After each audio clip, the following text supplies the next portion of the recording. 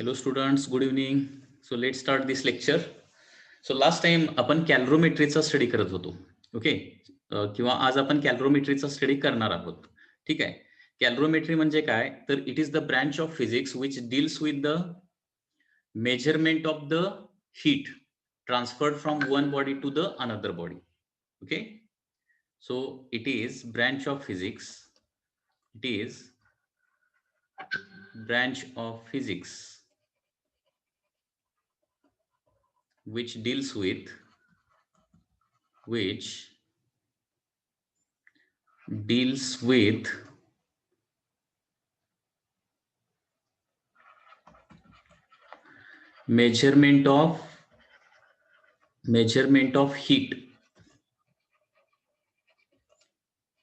measurement of heat transferred from one body to another body.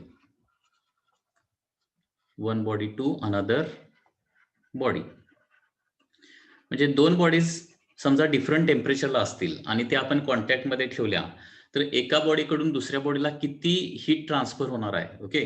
ते आपण कॅलरोमेट्री या फिजिक्सच्या branch मध्ये स्टडी करतो. लक्षात घ्या. सो कॅलरोमेट्री स्टडी करण्यासाठी आपल्याला अगोदर कॅलरीमीटर म्हणजे काय असतं, इन्स्ट्रुमेंट कसं असतं ते आपल्याला स्टडी करावं लागेल. ओके. सो कॅलरीमेट्री हे जे नाव आहे ते वॉटर कॅलरोमीटर या इन्स्ट्रुमेंट वरून पडलेलं आहे. ओके. तर सुरुवातीला वॉटर कॅलरीमीटर म्हणजे काय आहे ते आपण बघूया. ओके. वॉटर कॅलरीमीटर. आता हे वॉटर कॅलरीमीटर हे इन्स्ट्रुमेंट आहे ते बेसिकली कशासाठी यूज करतात, तर it is use to measure the specific heat of a particular substance. एखाद्या पर्टिक्युलर सबस्टन्सची आपल्याला स्पेसिफिक हीट मेजर करायची असेल, कॅल्क्युलेट करायची असेल तर त्याच्यासाठी काय करतो आपण, वॉटर कॅलरोमीटर नावाचं इन्स्ट्रुमेंट काय करतो, यूज करतो. लक्षात घ्या. याचा यूज काय आहे, calorimeter is the instrument and it is used to measure specific heat of a substance.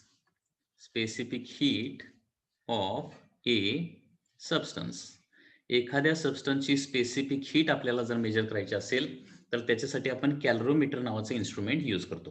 Okay. आता हे कॅलरोमीटर जे आहे ते इन्स्ट्रुमेंट कसं आहे बघा, म्हणजे ते दिसायला कसं असणार आहे आणि त्याचा कन्स्ट्रक्शनचा पार्ट कसा आहे. Okay. So this calorimeter is like this. Okay. So this is the instrument you can see. याला कॅलरीमीटर असं म्हटलं जातं किंवा वॉटर कॅलरीमीटर असं म्हटलं जातं. तर याच्यामध्ये बेसिकली काय असतं बघा, वॉटर कॅलरीमीटर मध्ये या ठिकाणी काय असणार आहे, एक अशा पद्धतीनं सिलेंड्रिकल वेसेल असणार आहे. Okay. So this is the cylindrical vessel की ज्याच्यामध्ये आपण काय करतो, एक्सपेरिमेंट परफॉर्म करतो. हे जे सिलेंड्रिकल वेसेल जे आहे ते बेसिकली कशाचं असणार आहे, जनरली कॉपरचं असतं किंवा अल्युमिनियमचं असतं. वॉटर कॅलरीमीटरचं कन्स्ट्रक्शन बघा आणि त्याचा यूज कसा करायचा आहे ते देखील आपण स्टडी करणार आहे.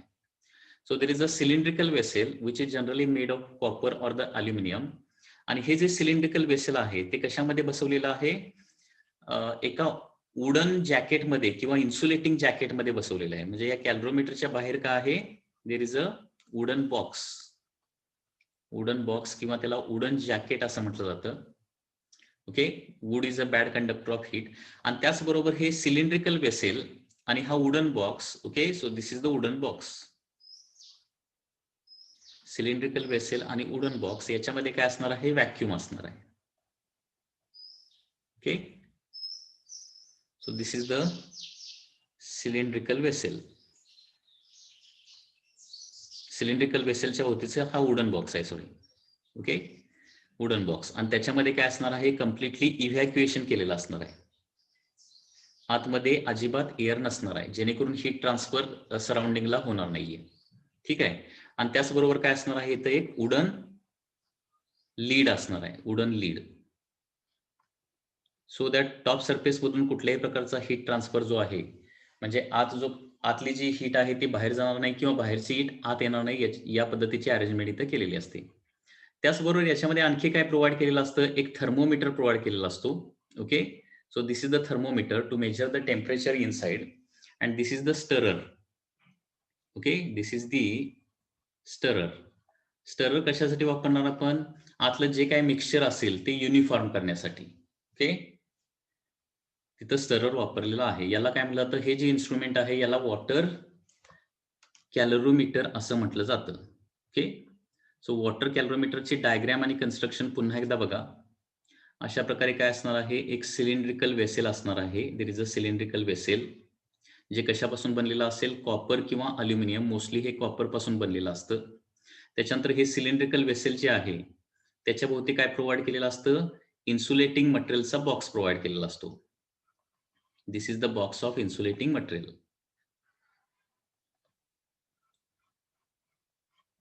दिस is the box of insulating material. आणि हा बॉक्स ऑफ इन्सुलेटिंग मटेरियल काय करणार आहे, आतली हीट बाहेर जाऊ देणार नाही किंवा बाहेरची हीट आत येऊ देणार नाही. ओके. आणि हे आतमध्ये सिलेंड्रिकल वेसल आहे. आणि याच्या वरती काय प्रोव्हाइड केलेलं असतं, एक इन्सुलेटिंग मटेरियलचं लीड प्रोव्हाइड केलेलं असतं. लीड म्हणजे झाकण प्रोव्हाइड केलेलं असतं, लीड.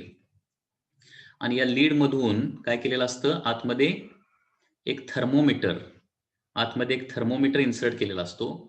त्याचबरोबर एक स्टरर देखील आतमध्ये प्रोव्हाइड केलेला असतो. One stirrer is also provided inside. So this is the lead. म्हणजे थोडक्यात इथं अशा प्रकारची अरेंजमेंट केलेली असते की या कॅलरोमीटरच्या आतमध्ये जे काही सबस्टन्स असतील, कॅलरोमीटरच्या आतमध्ये जे काही सबस्टन्सेस असतील, त्या सबस्टन्सेस मध्येच काय होणार आहे, हीट ट्रान्सफर होणार आहे. आणि त्या सबस्टन्सेस मधली हीट बाहेर जाणार नाही किंवा बाहेरच्या सराउंडिंग मधली हीट अजिबात आतल्या सबस्टन्सेस मध्ये येणार नाही याची याच्यामध्ये काळजी घेतलेली असते. आणि या कॅलरोमीटर मध्ये काय केलं जातं, 2 किंवा अधिक सबस्टन्सेस डिफरंट टेम्परेचरचे मिक्स केले जातात. ओके. 2 किंवा अधिक सबस्टन्सेस डिफरंट टेम्परेचरचे या ठिकाणी मिक्स केले जातात. ठीक आहे. So this is the water calorimeter. ज्याला काय म्हणायचं, कॅलरीमीटर असं म्हणायचं. लक्षात घ्या. लक्षात आलं का बघा. आता या कॅलरीमीटरचा वापर करून काय करू शकतो, कुठल्याही सबस्टन्सची आपण स्पेसिफिक हीट कॅल्क्युलेट करू शकतो किंवा स्पेसिफिक हीट काढू शकतो. Okay. Specific heat. So this is the diagram of the कॅलरीमीटर. आता हे जे कॅलरीमीटर आहे किंवा कॅलरोमेट्री जे आहे ती कुठल्या प्रिन्सिपलवर वर्क होते ते प्रिन्सिपल थोडंसं आपण बघूया. That is principle of calorimetry. Principle of calorimetry काय आहे तर लक्षात घ्या. आता 2 सबस्टन्सेस असतील, ते दोन्ही सॉलिड स्टेट मध्ये असतील किंवा दोन्ही लिक्विड स्टेट मध्ये असतील किंवा एक सॉलिड आणि दुसरा लिक्विड असेल. ठीक आहे. 2 सबस्टन्सेस असतील आणि ते डिफरंट टेम्परेचरला असतील, डिफरंट टेम्परेचर T1 T2 ला असतील आणि ते आपण काय केले, या कॅलरीमीटर मध्ये आतमध्ये ठेवले. ओके. एकमेकाच्या कॉन्टॅक्ट मध्ये ठेवले. बघा 2 डिफरंट सबस्टन्सेस आहेत, डिफरंट टेम्परेचरला आहेत आणि कॅलरीमीटरच्या आतमध्ये ठेवले तर काय होणार आहे, हाय टेम्परेचर बॉडी कडून काय होणार आहे, लो टेम्परेचर बॉडीला काय होणार आहे, हीट ट्रान्सफर होणार आहे. ओके. हाय टेम्परेचर बॉडी कडून लो टेम्परेचर बॉडीला हीट ट्रान्सफर होणार आहे. आणि हा जो हीट ट्रान्सफर आहे तो कधीपर्यंत होत राहणार आहे, जोपर्यंत दोन्ही बॉडीचं टेम्परेचर सेम होत नाही तोपर्यंत. बरोबर. जोपर्यंत टेम्परेचर दोन्ही बॉडीचं सेम होत नाही तोपर्यंत. आणि लक्षात घ्या कॅलरोमीटरच्या आतमध्ये हा हीट ट्रान्सफर होतोय. लक्षात घ्या. म्हणजे इथं काय होणार, मग हीट लॉस्ट बाय दी, म्हणजे इथं हीट लॉस कोण करणार आहे, हॉट बॉडी हीट लॉस करणार आहे. बरोबर. आणि कोल्ड बॉडी काय करणार आहे, हीट गेन करणार आहे. आणि इथे प्रिन्सिपल ऑफ कॅलरोमेट्री काय आहे लक्षात घ्या, heat lost by the hot body is always equal to the heat gained by the cold body. So this is the principle of calorimetry. Okay. आणि हे प्रिन्सिपल इथं उभे का होतं लक्षात घ्या, कारण कॅलरोमीटरच्या आतून बाहेर अजिबात हीट ट्रान्सफर होत नाही किंवा बाहेरून आतमध्ये देखील अजिबात हीट ट्रान्सफर होत नाही. आणि त्याच्यामुळे ही प्रिन्सिपल जी आहे ती उभे होऊ शकते. म्हणजे इथं हीट ट्रान्सफर काय होतो, हॉट बॉडी आणि कोल्ड बॉडी मध्ये फक्त होतो. आणि या 2 बॉडीज आणि सराउंडिंग मध्ये अजिबात हीट ट्रान्सफर होत नाही. लक्षात घ्या. कॅलरोमीटर मध्ये काय होतं, परफेक्ट इन्सुलेशन प्रोव्हाइड केलेलं असल्यामुळं हीट ट्रान्सफर फक्त हॉट बॉडी आणि कोल्ड बॉडीच्या मध्येच होणार आहे. जे त्या कॅलरोमीटरच्या आत असतील त्यांच्यामध्येच फक्त हीट ट्रान्सफर होणार आहे. त्या बॉडीज आणि बाहेरचं सराउंडिंग यांच्यामध्ये कुठलाही हीट ट्रान्सफर होणार नाहीये. आणि त्याच्यामुळे काय होणार आहे, heat lost by the hot body is always equal to काय असणार आहे, heat gained by the cold body. And that is the principle of calorimetry. Principle of calorimetry हेच आहे. लक्षात घ्या. Heat lost by hot body is always equal to heat gained by cold body. Okay, म्हणजे जेवढी heat hot body loss करणार आहे तेवढीच exactly काय करणार आहे, कोल्ड बॉडी हीट गेन करणार आहे. ओके, म्हणजे थोडक्यात ही प्रिन्सिपल ऑफ कॅलरोमेट्री जे आहे, प्रिन्सिपल ऑफ कॅलरोमेट्री कशावर बेस्ड आहे? It is based on law of conservation of energy. It is based on law of conservation of energy. Okay, law of conservation of energy वर हे बेस्ड आहे. कारण energy can neither be created nor be destroyed, it can only be converted from one form to another form. Heat जी आहे ती loss करू शकत नाही किंवा गेनही करू शकत नाही. आपण काय करू, सॉरी, हीट जी आहे ती heat can not, sorry, energy can neither be created nor be destroyed. Sorry, energy जी आहे ती आपण क्रिएट करू शकत नाही किंवा डिस्ट्रॉय करू शकत नाही. फक्त ती काय करू शकतो, आपण एका बॉडीकडून दुसऱ्या बॉडीला ट्रान्सफर करू शकतो. आणि त्याच्यामुळे इथं काय होणार आहे, जेवढी हीट हॉट बॉडी काय करणार आहे, लूज करणार आहे, तेवढीच हीट काय करणार आहे, कोल्ड बॉडी गेन करणार आहे. याला काय म्हणायचं, प्रिन्सिपल ऑफ कॅलरोमेट्री असं म्हणायचं. ओके, सो प्रिन्सिपल ऑफ कॅलरोमेट्री लक्षात आलं का बघा. पुन्हा एकदा सांगतो मी, कॅलरोमीटर मध्ये समजा या दोन बॉडीज ठेवलेल्या आहेत, बॉडी ए आणि बॉडी बी. या दोन बॉडी डिफरंट सबस्टन्सेसच्या आहेत, त्या डिफरंट टेम्परेचरला आहेत. त्याच्यातली एक बॉडी काय असणार आहे, हॉट बॉडी असणार आहे, आणि दुसरी बॉडी जी असणार आहे ती कुठली असणार आहे, कोल्ड बॉडी असणार आहे. ठीक आहे, आता ते कॉन्टॅक्ट मध्ये ठेवल्यानंतर काय होणार आहे, हॉट बॉडीकडून कोल्ड बॉडीला हीट ट्रान्सफर होणार आहे. आणि सगळ्यात महत्वाची गोष्ट, हा हीट ट्रान्सफर कधीपर्यंत होणार आहे, जोपर्यंत दोन्ही बॉडीचं टेम्परेचर सेम होत नाही तोपर्यंत हा हीट ट्रान्सफर होतच राहणार आहे. आणि फायनली दोन्ही बॉडीचं टेम्परेचर काय होणार आहे, सेम होणार आहे. आणि इथं प्रिन्सिपल ऑफ कॅलरोमेट्री का आहे, कारण इथं सिस्टम कडून सराउंडिंगला किंवा सराउंडिंग कडून सिस्टम मध्ये अजिबात हीट ट्रान्सफर होत नसल्यामुळं हॉट बॉडी जेवढी हीट लूज करणार आहे तेवढीच एक्झॅक्टली कोल्ड बॉडी काय करणार आहे, गेन करणार आहे. ओके, याला काय म्हटलं जातं, प्रिन्सिपल ऑफ कॅलरोमेट्री असं म्हटलं जातं. Okay, so it is based on the law of conservation of the energy. आता या प्रिन्सिपल, हे जे प्रिन्सिपल आहे, हे प्रिन्सिपल वापरून काय करू शकतो आपण, एखाद्या सबस्टन्सची आपण काय करू शकतो, स्पेसिफिक हीट आपण मेजर करू शकतो. एखाद्या सबस्टन्सची स्पेसिफिक हीट आपण मेजर करू शकतो. ओके, आता बघा, एखाद्या सबस्टन्सची स्पेसिफिक हीट आपण इथं कशी काय मेजर करू शकणार आहे, तर समजा या वॉटर कॅलरोमीटर मध्ये काय आहे, आतमध्ये वॉटर आहे. ओके, वॉटर, आणि ते वॉटर काय आहे, काहीतरी नॉर्मल टेम्परेचर असणार आहे. ओके, नॉर्मल टेम्परेचर म्हणजे TW ला ते वॉटर असणार आहे. ठीक आहे, आणि ज्या सबस्टन्सची स्पेसिफिक हीट आपल्याला मेजर करायची आहे तो त्या सबस्टन्सचा स्पियर. ओके, त्या सबस्टन्सचा एक स्पियर काय करायचा, थोडासा गरम करायचा, आणि या काय करायचा आहे, वॉटरमध्ये कॅलरोमीटर मध्ये आतमध्ये टाकायचा आहे. ओके, आता हा जो स्पियर आहे, ज्या सबस्टन्सचा आपल्याला स्पेसिफिक हीट मेजर करायची आहे, त्या सबस्टन्सचा स्पियर जो आहे ते वॉटरमध्ये टाकल्यानंतर ऑटोमॅटिकली काय होणार आहे, स्पियर कडून वॉटरला काय होणार आहे, हीट ट्रान्सफर होणार आहे. ओके, स्पियर कडून या वॉटरला हीट ट्रान्सफर होणार आहे. तर लक्षात घ्या, इथं काय होणार, heat lost by the sphere will be equal to heat gain by the water. हे इथं प्रिन्सिपल येणार आहे. वॉटर कॅलरोमीटर मध्ये काय होणार आहे, heat lost by the sphere is equal to heat gain by the water. आता इथं जे सिलेंड्रिकल वेसल आहे ते मेटलचं बनलेलं आहे, कॉपरचं बनलेलं आहे. जसं वॉटरचं टेम्परेचर राईज होणार तसं या कॅलरोमेट्रीचं जे वेसेल आहे त्या वेसेलचं देखील टेम्परेचर राईज होणार आहे. त्याच्यामुळे आपण असं पण म्हणू शकतो की heat lost by the sphere म्हणजे hot body is equal to heat gained by water plus calorimeter. असं आपण इथं हे प्रिन्सिपल कॅलरोमेट्री मध्ये वापरू शकतो, वॉटर कॅलरोमीटर मध्ये वापरू शकतो. ओके, म्हणजे इथं काय येणार बघा, कॅलरोमेट्री मध्ये हीट लॉस्ट बाय स्पियर, आतमध्ये टाकलेला जो स्पियर आहे त्यानं लॉस केलेली हीट इज इक्वल टू काय असणार आहे, heat gained by water and vessel. कॅलरोमेट्रीचं जे वेसेल आहे ते देखील हीट ऍब्सॉर्ब करणार आहे आणि वॉटर देखील हीट ऍब्सॉर्ब करणार आहे. ठीक आहे. आता याच्यामध्ये specific heat of that solid आपण कसं मेजर करू शकतो लक्षात घ्या. Let ms is the mass of that sphere. Mass of sphere, स्पियरचं मास किती आहे सपोज ms आहे. ts is the temperature of that sphere. जो स्पियर किंवा सबस्टन्स आपण जो टाकलेला आहे किंवा जो सॉलिड टाकलेला आहे त्याचं इनिशियल टेम्परेचर किती होतं सपोज, म्हणजे जस्ट टाकत असताना त्या कॅलरोमीटर मध्ये टाकत असताना त्याचं टेम्परेचर किती आहे ts आहे. ठीक आहे. आणि त्याची स्पेसिफिक हीट किती आहे सपोज cs आहे. Specific heat of sphere.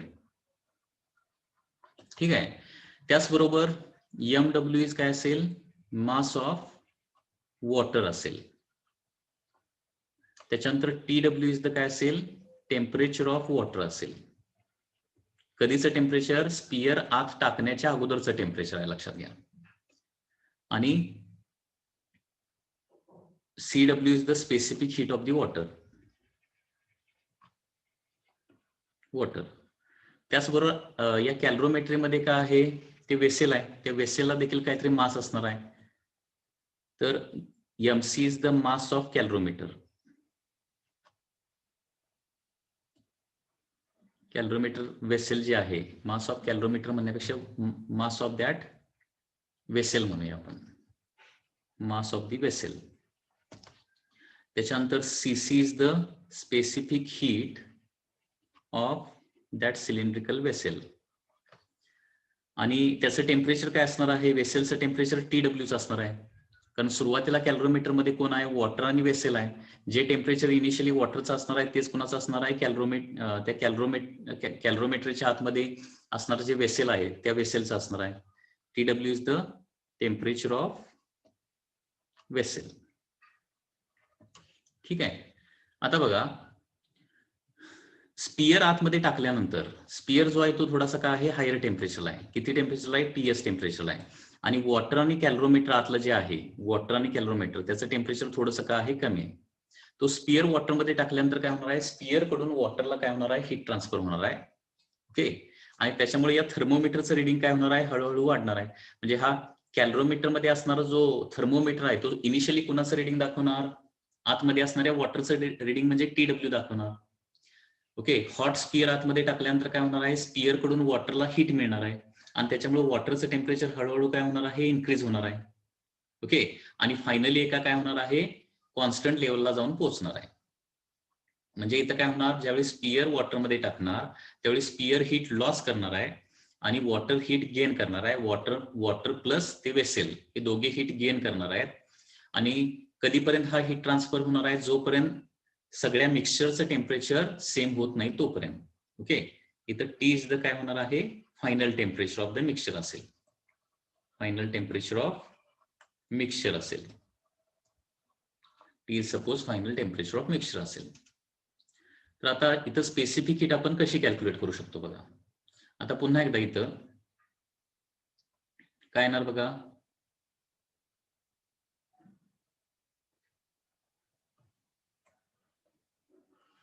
इथं काय होणार बघा, heat lost by that solid और that sphere is equal to काय होणार आहे, heat gain by water and vessel. Okay. आता हीट इक्वेशन आपल्याला माहित आहे, डेल्टा क्यूचा फॉर्म्युला माहिती आहे आपल्याला. डेल्टा क्यू म्हणजे हीट गेन और हीट लॉसचा फॉर्म्युला आहे. आणि डेल्टा क्यूचा फॉर्म्युला काय असतो, MC डेल्टा टी असा फॉर्म्युला असतो, बरोबर आहे ना. डेल्टा क्यूचा फॉर्म्युला काय असतो, MC डेल्टा टी.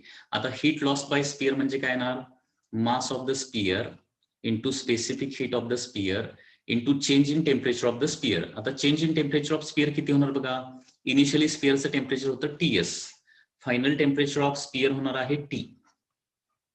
फायनली सगळ्या मिक्सचरचं टेम्परेचर तेच येणार ना, म्हणजे तेच स्पियरचं असणार, तेच वॉटरचं असणार, तेच काय असणार आहे, वेसेलचं असणार आहे. तर TS पासून T पर्यंत त्याचं टेम्परेचर काय होणार आहे, कमी होणार. म्हणजे स्पियरचं टेम्परेचर काय होणार आहे, कमी कमी कमी होत जाणार. वॉटरचं टेम्परेचर काय होणार आहे, वाढत वाढत वाढत जाणार आहे. आणि फायनली दोघांचं टेम्परेचर काय होणार आहे, T एवढं होणार आहे. तर change in temperature of sphere म्हणजे काय होणार आहे, TS मायनस टी होणार आहे. So this is the heat lost by the sphere is equal to heat gained by the water, mass of the water into specific heat of the water 1च असतं, त्याच्यामुळे ते काय लिहायची गरज नाही, into change in temperature of the water, म्हणजे M into C लिहिलं, आता डेल्टा टी लिहावं लागेल. इनिशियली वॉटरचं टेम्परेचर किती होतं, TW होतं, आता फायनली किती होणार आहे, टी होणार आहे. आणि TW आणि टी मध्ये हायर कुठलं टेम्परेचर असणार, फायनल टेम्परेचर हायर असणार ना, कारण वॉटरचं टेम्परेचर वाढलंय, त्याच्यामुळे फायनल टेम्परेचर हे जास्त असणार आहे. सो टी मायनस काय येणार आहे, तर TW येणार आहे, plus heat gained bye that cylindrical vessel और कॅलरोमेट्री वेसेल, ते काय त्यांना गेन केलेली हीट किती असणार आहे, mass of calorimeter into specific heat of calorimeter, आणि त्याचं रायझिंग टेम्परेचर देखील काय होणार आहे, इनिशियल त्याचं टेम्परेचर TWच असणार आहे आणि फायनल टेम्परेचर किती होणार आहे, टीच होणार आहे, त्याच्यामुळे काय होणार आहे, टी मायनस TW होणार आहे. आता या इक्वेशन मध्ये बघा, आपल्याला मास ऑफ द स्पियर, जो स्पियर आतमध्ये टाकणार आहे त्याचं मास आपल्याला माहिती आहे. ओके, ज्यावेळी आपण स्पियर आतमध्ये टाकणार आहे त्यावेळी इनिशियल टेम्परेचर ऑफ स्पियर देखील आपल्याला माहित आहे, कारण ते मेजर करून आपण आतमध्ये टाकणार आहे. Final temperature of the mixture देखील किती असणार आहे हे आपल्याला इथं कळतंय, ते आपण या थर्मोमीटरच्या साहाय्याने मेजर करू शकतो. मास ऑफ वॉटर इनिशियली आपण मेजर केलेलं असतं, म्हणजे किती मास ऑफ वॉटर त्या कॅलरोमेट्री मध्ये आपण कॅलरोमीटर मध्ये ऍड केलेलं आहे, ते मास ऑफ वॉटर देखील आपल्याला माहिती आहे. परत टी आणि TW देखील माहिती आहे. टी म्हणजे final temperature of the mixture आणि TW म्हणजे टेम्परेचर ऑफ वॉटर, ते देखील माहिती आहे आपल्याला. त्याचबरोबर प्रत्येक कॅलरोमीटरवर आतमध्ये असणाऱ्या वेसेलचं मास किती आहे हे दिलेलंच असतं. ओके, आणि कॉपरची स्पेसिफिक हीट आपल्याला इथं माहित आहे, आणि त्याचबरोबर टी आणि TW देखील माहित आहे. म्हणजे याच्यामध्ये अननोन का आहे, फक्त CS अननोन आहे, that is specific heat of that sphere हे अननोन आहे. ठीक आहे, तर या पद्धतीने आपण काय करू शकतो, या इक्वेशन मध्ये सगळ्या व्हॅल्यूज प्लेस केल्यानंतर आपल्याला specific heat of that solid मिळू शकेल, लक्षात घ्या. ठीक आहे, तर या पद्धतीनं आपण काय करू शकतो, वॉटर कॅलरोमीटरचा वापर करून एखाद्या सबस्टन्सची स्पेसिफिक हीट जी आहे ती आपण मेजर करू शकतो. लक्षात आलं का? तर वॉटर कॅलरोमीटर मध्ये ओके, कुठलं प्रिन्सिपल वापरलं जातं, heat lost by hot body is equal to heat gain by the cold body. Okay, heat loss कोण करणार आहे, आतमध्ये आपण गरम करून टाकलेला जो स्पियर आहे तो हीट लॉस करणार आहे, आणि हीट गेन कोण करणार आहे, वॉटर आणि ते वेसेल काय करणार आहे, हीट गेन करणार आहे. ओके, हीट लॉस किंवा हीट गेनचा एकच फॉर्म्युला आहे, MC delta T. Okay, heat loss किंवा हीट गेनचा एक सिंपल फॉर्म्युला आहे, that is mass into specific heat into change in temperature. हा फॉर्म्युला फक्त वापरायचा आहे दोन्ही साईडला. म्हणजे heat loss by the sphere म्हणजे MC डेल्टा टी येणार, heat gained by the water म्हणजे देखील MC डेल्टा टी येणार आहे, आणि heat gained by the vessel देखील काय येणार आहे, MC डेल्टा टी. फक्त तिथं जे सफिक्सेस आहेत ते चेंज होणार आहेत. ठीक आहे, आणि हे लक्षात आलं बघा, लक्षात आलं का बघा, change in temperature of sphere म्हणजे काय येणार आहे, TS मायनस टी येणार आहे. ओके, कारण सुरुवातीला स्पियरचं टेम्परेचर जास्त असणार आहे, ते फायनली कमी होणार आहे. So TS minus T is the change in temperature. वॉटरचं काय होणार आहे, change in temperature T minus TW, आणि त्या वेसेलचं टेम्परेचर देखील T मायनस TW होणार आहे. ओके, तर हे इक्वेशन वापरून काय करू शकतो आपण, specific heat of any substance, म्हणजे एखाद्या सबस्टन्सची स्पेसिफिक हीट मेजर करण्यासाठी हे काय आहे, ऍपरेटस आहे, लक्षात घ्या, आणि त्याला काय म्हणतो आपण, कॅलरोमीटर असं म्हणतो. ओके, आणि याच्याच रिलेटेड ज्या कन्सेप्ट आहे त्याला काय म्हणायचं, कॅलरोमेट्री असं म्हणायचं. ठीक आहे, तर कॅलरोमीटरचा पार्ट बघा, लक्षात आलं का बघा. म्हणजे आजच्या लेक्चरमध्ये आपण काय काय स्टार्ट केलंय पुन्हा एकदा रिवाइज करूया. कॅलरोमेट्री म्हणजे काय, it is the branch of physics which deals with measurement of heat transferred from one body to the another body. Calorimetry study करण्यासाठी आपल्याला अगोदर वॉटर कॅलरोमीटर नावाचं जे इन्स्ट्रुमेंट आहे, कॅलरीमीटर नावाचं इन्स्ट्रुमेंट जे आहे ते अगोदर आपल्याला स्टडी करावं लागेल. वॉटर कॅलरीमीटर आपण कशासाठी वापरतो, एखाद्या सबस्टन्सची स्पेसिफिक हीट मेजर करायला किंवा स्पेसिफिक हीट कॅल्क्युलेट करायला वापरतो. ओके, हे जे वॉटर कॅलरीमीटर जे आहे ते इन्स्ट्रुमेंट कसं आहे बघा, इथं अशा प्रकारची अरेंजमेंट केलेली आहे की इथं काय होणार आहे, वॉटरमध्ये काय करायचं आहे आपल्याला, एक सबस्टन्स ज्याची आपल्याला स्पेसिफिक हीट मेजर करायचं आहे, तो सबस्टन्स काय करायचा आहे, वॉटरमध्ये टाकायचा आहे, लक्षात घ्या. आणि त्यावेळी काय होणार आहे, हीट ट्रान्सफर कुणामध्ये होणार आहे, फक्त तो सबस्टन्स, वॉटर आणि आतलं कॅलरोमीटर यांच्यामध्येच फक्त हीट ट्रान्सफर होणार आहे. अशा प्रकारची अरेंजमेंट केलेली असते. म्हणजे सराउंडिंग कडून कॅलरोमीटरच्या आत किंवा कॅलरोमीटरच्या आतून सराउंडिंगकडे कुठलाही हीट ट्रान्सफर होत नाही आणि त्याच्यामुळे इथं प्रिन्सिपल कुठलं उभे केलं जातं, heat lost by hot body is always equal to the heat gained by the cold body. Okay, so principle of calorimetry हे कुठल्या लॉ वर बेस्ड आहे, तर it is based on the law of conservation of the energy. Okay, आणि या पद्धतीने आपण हे बघितलेलं आहे की एखाद्या सबस्टन्सची स्पेसिफिक हीट जी आहे ते आपण इझिली कॅल्क्युलेट करू शकतो. हीट लॉस किंवा हीट गेनचा बेसिक फॉर्म्युला काय आहे, M C delta T. Heat loss किंवा हीट गेनचा बेसिक फॉर्म्युला काय आहे, M into C into delta T. Okay, याच्यामध्ये कोणाला काय डाऊट असेल तर विचारा. आता दोन बॉडीज, हे बघा, दोन बॉडीज सपोज ए आणि बी आहेत. दोन बॉडीज ए आणि बी आहेत. दोघांचं मास आहे M1 M2. दोघांच्या स्पेसिफिक हीट आहेत C1 C2 आणि दोघांचं इनिशियल टेम्परेचर T1 T2 आहे सपोज. ठीक आहे. आणि या दोन बॉडी कॉन्टॅक्टमध्ये आणल्यानंतर काय होणार आहे, हीट ट्रान्सफर होणार आहे, कारण त्या डिफरंट टेम्परेचर आहेत. आणि फायनली दोन्ही बॉडीचं टेम्परेचर किती होणार आहे, T इतकं होणार आहे. फायनली दोन्ही बॉडीचं टेम्परेचर किती होणार, T होणार आहे. आता हे फायनल टेम्परेचर काढण्यासाठी काय करायचं आहे, इथे एक शॉर्टकट आहे, तो शॉर्टकट लक्षात ठेवा. ओके, तर final temperature of the mixture, final temperature of mixture याचा फॉर्म्युला आहे, दोन बॉडीज असू देत किंवा दोनपेक्षा जास्त बॉडीज असू देत तरी देखील आपण हा शॉर्टकट फॉर्म्युला यूज करू शकतो. तर final temperature that is T common किंवा just T is equal to M1 C1 T1 plus M2 C2 T2 and so on divided by M1 C1 plus M2 C2 and so on. Okay, so this formula can be used to calculate final temperature of the mixture. Okay, म्हणजे दोन bodies different टेम्परेचरच्या mix केल्या, heat transfer झाला, तर finally त्या दोन बॉडीचं temperature, कारण hot बॉडीचं टेम्परेचर काय होणार, कमी कमी कमी होत जाणार, कोल्ड बॉडीचं टेम्परेचर वाढत वाढत वाढत जाणार आणि फायनली दोन्ही बॉडी एकाच टेम्परेचरला येणार आहे. तर ते फायनल टेम्परेचर ऑफ मिक्सचर काढण्यासाठी हा तुम्ही शॉर्टकट फॉर्म्युला नेहमी लक्षात ठेवा. ओके, तो फॉर्म्युला काय आहे, M1 C1 T1 plus M2 C2 T2 and so on divided by M1 C1 plus M2 C2 and so on. Okay, फिर M म्हणजे काय असणार आहे, मासेस ऑफ दॅट बॉडीज असणार आहे. C म्हणजे काय असणार आहे, specific heats of that body.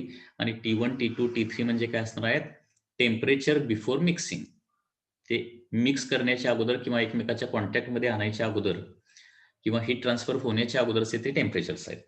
Okay, आता याच्यावरचे काही सिंपल एक्झाम्पल्स बघूया. तर फर्स्ट क्वेश्चन काय दिलाय बघा, 10 gram of water at 70 degree Celsius. बघा, 10 gram of water at 70 degree Celsius is mixed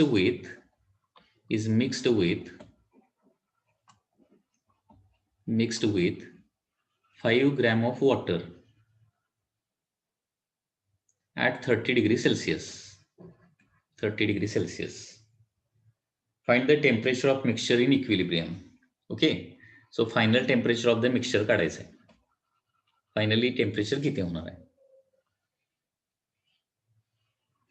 okay, तर इथं काय दिलेलं आहे, मास M1 किती दिलेला आहे, 10 ग्रॅम. M2 किती दिलेला आहे, 5 ग्रॅम. टेम्परेचर T1 किती दिलेला आहे, 70 डिग्री सेल्सिअस. आणि T2 किती दिलेला आहे, 30 डिग्री सेल्सिअस. ओके, म्हणजे 70 डिग्रीचं वॉटर 30 डिग्रीच्या वॉटरमध्ये मिक्स केलेलं आहे. तर फायनल टेम्परेचर किती येणार आहे, तर फायनल टेम्परेचरचा फॉर्म्युला काय आहे, आता स्पेसिफिक हीट ऑफ वॉटर जी आहे ती 1च असते. आता वॉटरमध्ये वॉटरच इथं मिक्स केलंय, त्याच्यामुळे सगळ्या सीच्या व्हॅल्यू काय येणार आहेत, 1 1 1 1 येणार आहेत सगळीकडे, सीच्या व्हॅल्यू 1 येणार आहे. त्याच्यामुळे इथं जस्ट फॉर्म्युला काय होणार आहे, M1 T1 plus M2 T2 divided bye काय येणार आहे, M1 प्लस M2 येणार आहे. ठीक आहे, M1 किती आहे, 10, त्याचं टेम्परेचर किती आहे, 70, प्लस M2 किती आहे, 5, त्याचं टेम्परेचर किती आहे, 30, डिवायडेड बाय काय होणार आहे, M1 प्लस M2 म्हणजे 10 प्लस 5. सो न्यूमरेटरला येणार आहे 700 प्लस 150 डिवायडेड बाय 15, म्हणजे हे टोटल होणार आहे 850 डिवायडेड बाय 15. ओके, आणि 850 डिवायडेड बाय 15 म्हणजे किती येणार आहे 56.67 degree Celsius. 56.67 degree Celsius. This is the final temperature of the mixture. Very simple question. लक्षात घ्या. 10 gram of water at 70 degree Celsius is mixed with 5 gram of water at 30 degree Celsius. तर final temperature of mixture होणार आहे 56.67. लक्षात आलं. Formula येणार आहे म्हणजे वॉटरमध्ये वॉटरच मिक्स केलं तर हा फॉर्म्युला काय होणार आहे रिड्यूस होणार आहे. That is M1T1 plus M2T2 divided by M1 plus M2 हा फॉर्म्युला तुम्ही यूज करू शकताय. कारण वॉटरची स्पेसिफिक हीट किती असते 1 असते. लक्षात आलं. वॉटरची स्पेसिफिक हीट आहे 1 calorie per gram per degree Celsius. Unit सहित माहिती असणं आवश्यक आहे. 1 कशा कुठल्या युनिटमध्ये आहे ते माहिती असणं आवश्यक आहे. 1 calorie per gram per degree Celsius. आणि जूल मध्ये पाहिजे असेल तर 4.2 जूल पर gram per degree Celsius. 4.2 joule पर ग्रॅम पर डिग्री सेल्सिअस हे लक्षात ठेवा. मोस्टली सगळं आपण कॅल्क्युलेशन कॅलरीच्या स्वरूपातच करणार आहोत. ठीक आहे. Any doubt in this problem?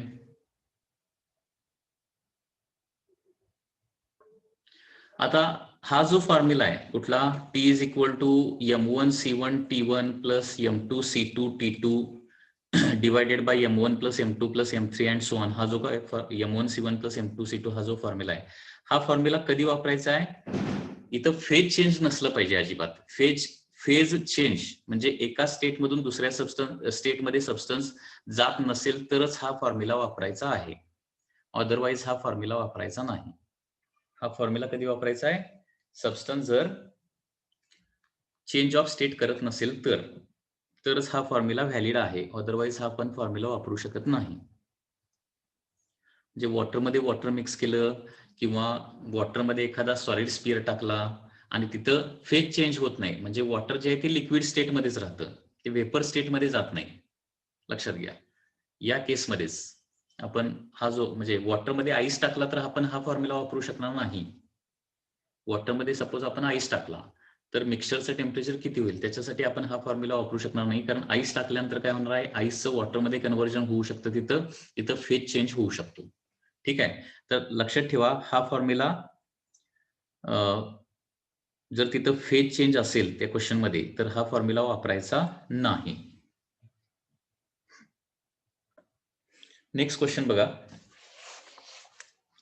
Liquid A and B are at 30 degree and 20 degree. There are two liquids.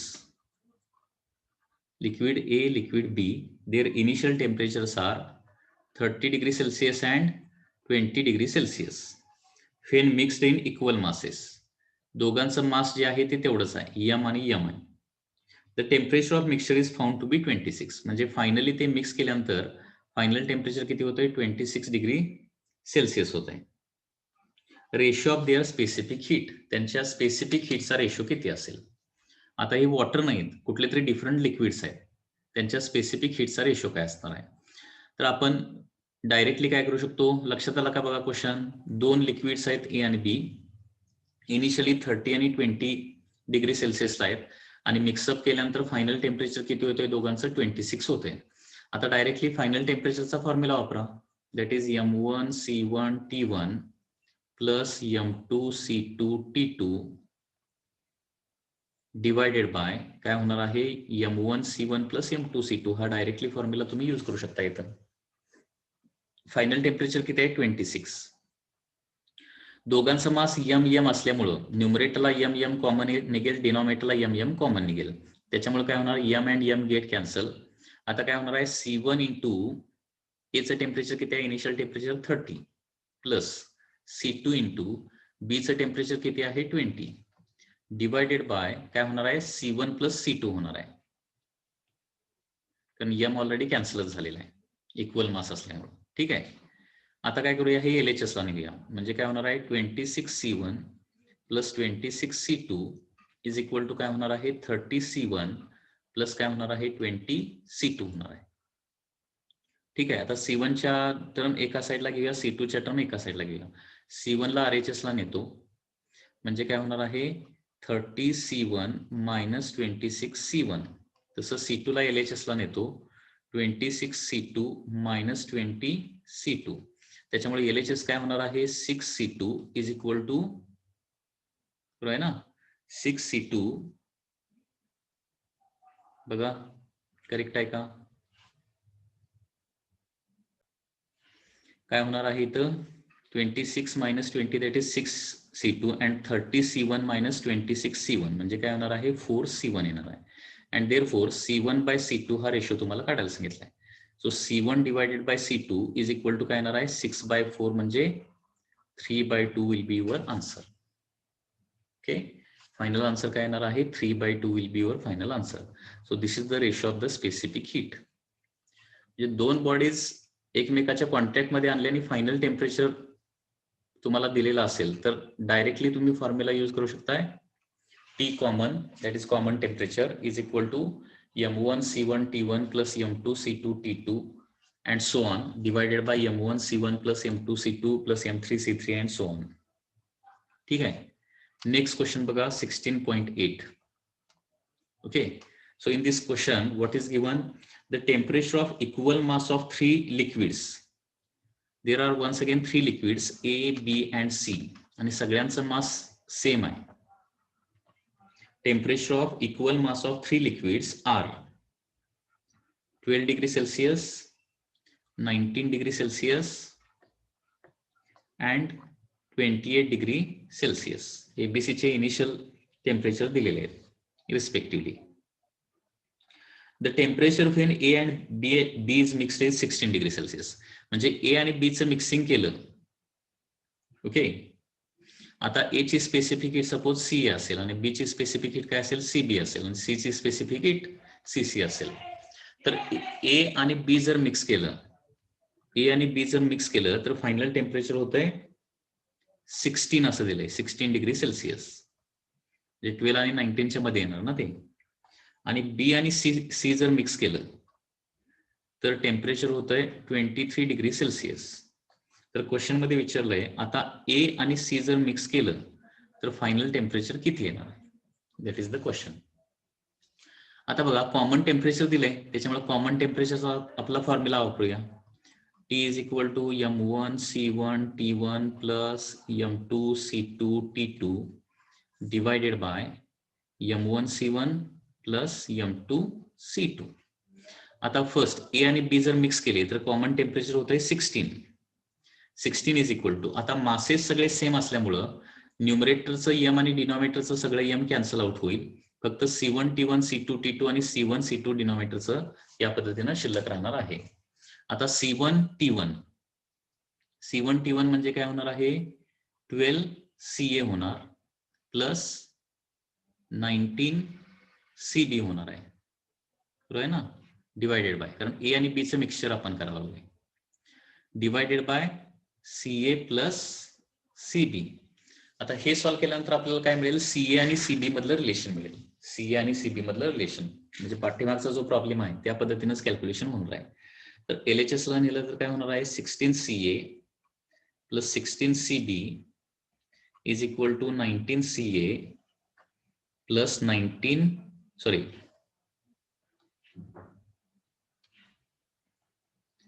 12 CA plus 19 CB. Okay आता CA च्या टर्म एका साईडला घेऊया 16 मायनस 12 म्हणजे किती होणार आहे 4 CA इज इक्वल टू काय होणार आहे 4 CA is equal to 3 CB होणार. So this is the first equation बरोबर आहे ना that is 4 CA is equal to 19 CB minus 16 CB that is 3 CB. So हे आपलं फर्स्ट रिलेशन मिळालं. ठीक आहे आता काय करूया B आणि C मिक्स करूया. B आणि 6 मिक्स केल्यानंतर फायनल टेम्परेचर किती होतंय 23 होतंय. So 23 is equal to MbCB. Okay MbCB TB होणार ना आता M सगळं कॅन्सल होत आहे म्हणजे CbTB आणि CCTC. CbTB किती होणार बघा 19 CB होणार प्लस C चं कॅल्क्युलेशन काय येणार आहे 28 CC डिवायडेड बाय काय होणार आहे, खाली फक्त मास तर कॅन्सल आउट झालेला आहे, फक्त सी चं ऍडिशन होणार आहे, that is CB plus CC. आता याची ऍडिशन करू, हे सॉल्व्ह करूया.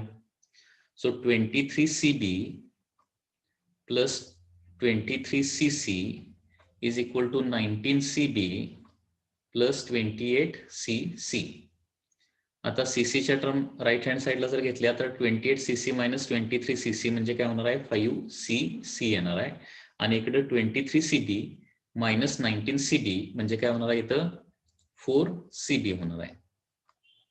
हे झालं सीबी आणि सीसी मधलं रिलेशन. ठीक आहे, हे सेकंड इक्वेशन झालं. आता ए आणि सी मिक्स केलं तर फायनल टेम्परेचर किती होईल ते काढायचं आहे, म्हणजे टी आपल्याला फाइंड आउट करायचं आहे. पुन्हा एकदा मास इक्वल असल्यामुळे मासच्या सगळ्या टर्म गेल्या. आता इथं काय लिहिणार मी सांगा, CA लिहिणार. CA म्हणजे काय येणार आहे, 12CA येणार, 12CA. ए आणि सी मिक्स करणार ना, त्याच्यानंतर काय होणार आहे, plus 28CC divided by CA plus CC. आता इथं काय करूया, हे CA आणि CC जे आहे ते CBच्या स्वरूपात इथं काय करूया, रिप्लेस करूया. म्हणजे इथं सगळीकडे जर CB आला, न्यूमरेटर डिनॉमिनेटरला सगळ्या टर्म मध्ये CB आला तर CB आपण कॅन्सल आउट करू शकतो. So T is equal to 12. CA म्हणजे काय लिहिणार मी सांगा, इथं CA is equal to 3/4 CB लिहिणार, 3/4 CB प्लस 28. CC म्हणजे काय लिहिणार आहे, 4/5 CB, 4/5 CB लिहिणार, divided by 3/4 CB plus 4/5 CB. Okay, बरोबर आहे ना. CA is equal to 3/4 CB आणि CC is equal to 4/5 CB.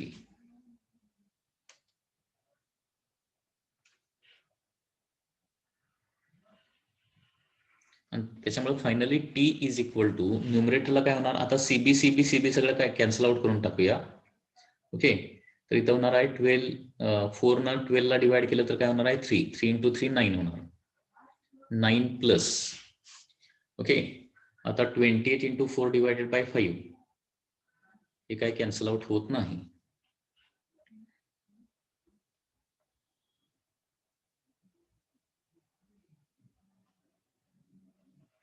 One 112 divided by 5 divided bye, okay, 3/4 plus 4/5.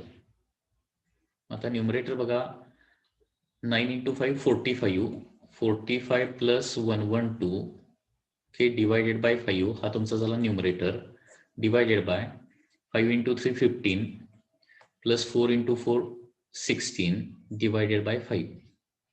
आता 5 कॅन्सल होईल आणि फायनली किती येणार आहे, 157 डिवायडेड बाय 31.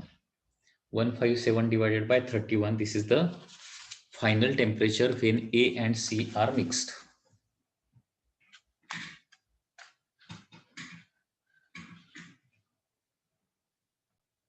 हा, इथं 4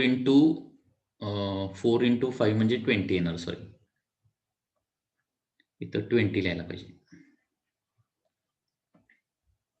तर 20. ओके, ठीक आहे. आता 157 डिवायडेड बाय 5 इंटू काय होणार आहे, 20 वर जाणार, डिवायडेड बाय 31 असं ते कॅल्क्युलेशन होईल. So final T is equal to काय होणार आहे, 157 into 20 divided by 5 divided by 31. So answer येणार आहे 20.26 degree Celsius. This is the common temperature when A and C are mixed. Okay, A आणि C चं मिक्सचर केल्यानंतर हे आपल्याला फायनल टेम्परेचर मिळेल. लक्षात आलं का बघा. म्हणजे दोन बॉडी मिक्स केल्या आणि फायनल टेम्परेचर फाइंड आउट करायचं असेल किंवा फायनल टेम्परेचर दिलेलं असेल तर तुम्हाला एकच फॉर्म्युला, शॉर्टकट फॉर्म्युला लक्षात ठेवायचा आहे. That is T is equal to M1C1 T1 plus M2C2 T2 plus M3 C3 T3 and so on divided by काय होणार आहे, divided by M1C1 plus M2C2 plus M3C3 and so on. Okay, हा formula तुम्हाला लक्षात ठेवावा लागेल.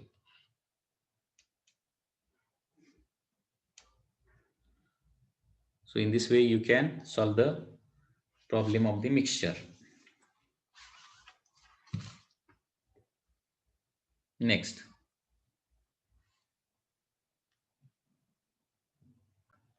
next part now that we are going to study is the change of state. Change of state.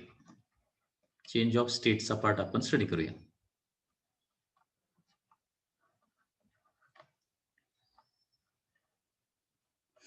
आता change of state म्हणजे काय? It is the process in which when heat is supplied to the body, okay, what will happen? That substance is converted from solid state to the liquid state or liquid state to the gaseous state at a constant temperature. Okay, that is called as change of state.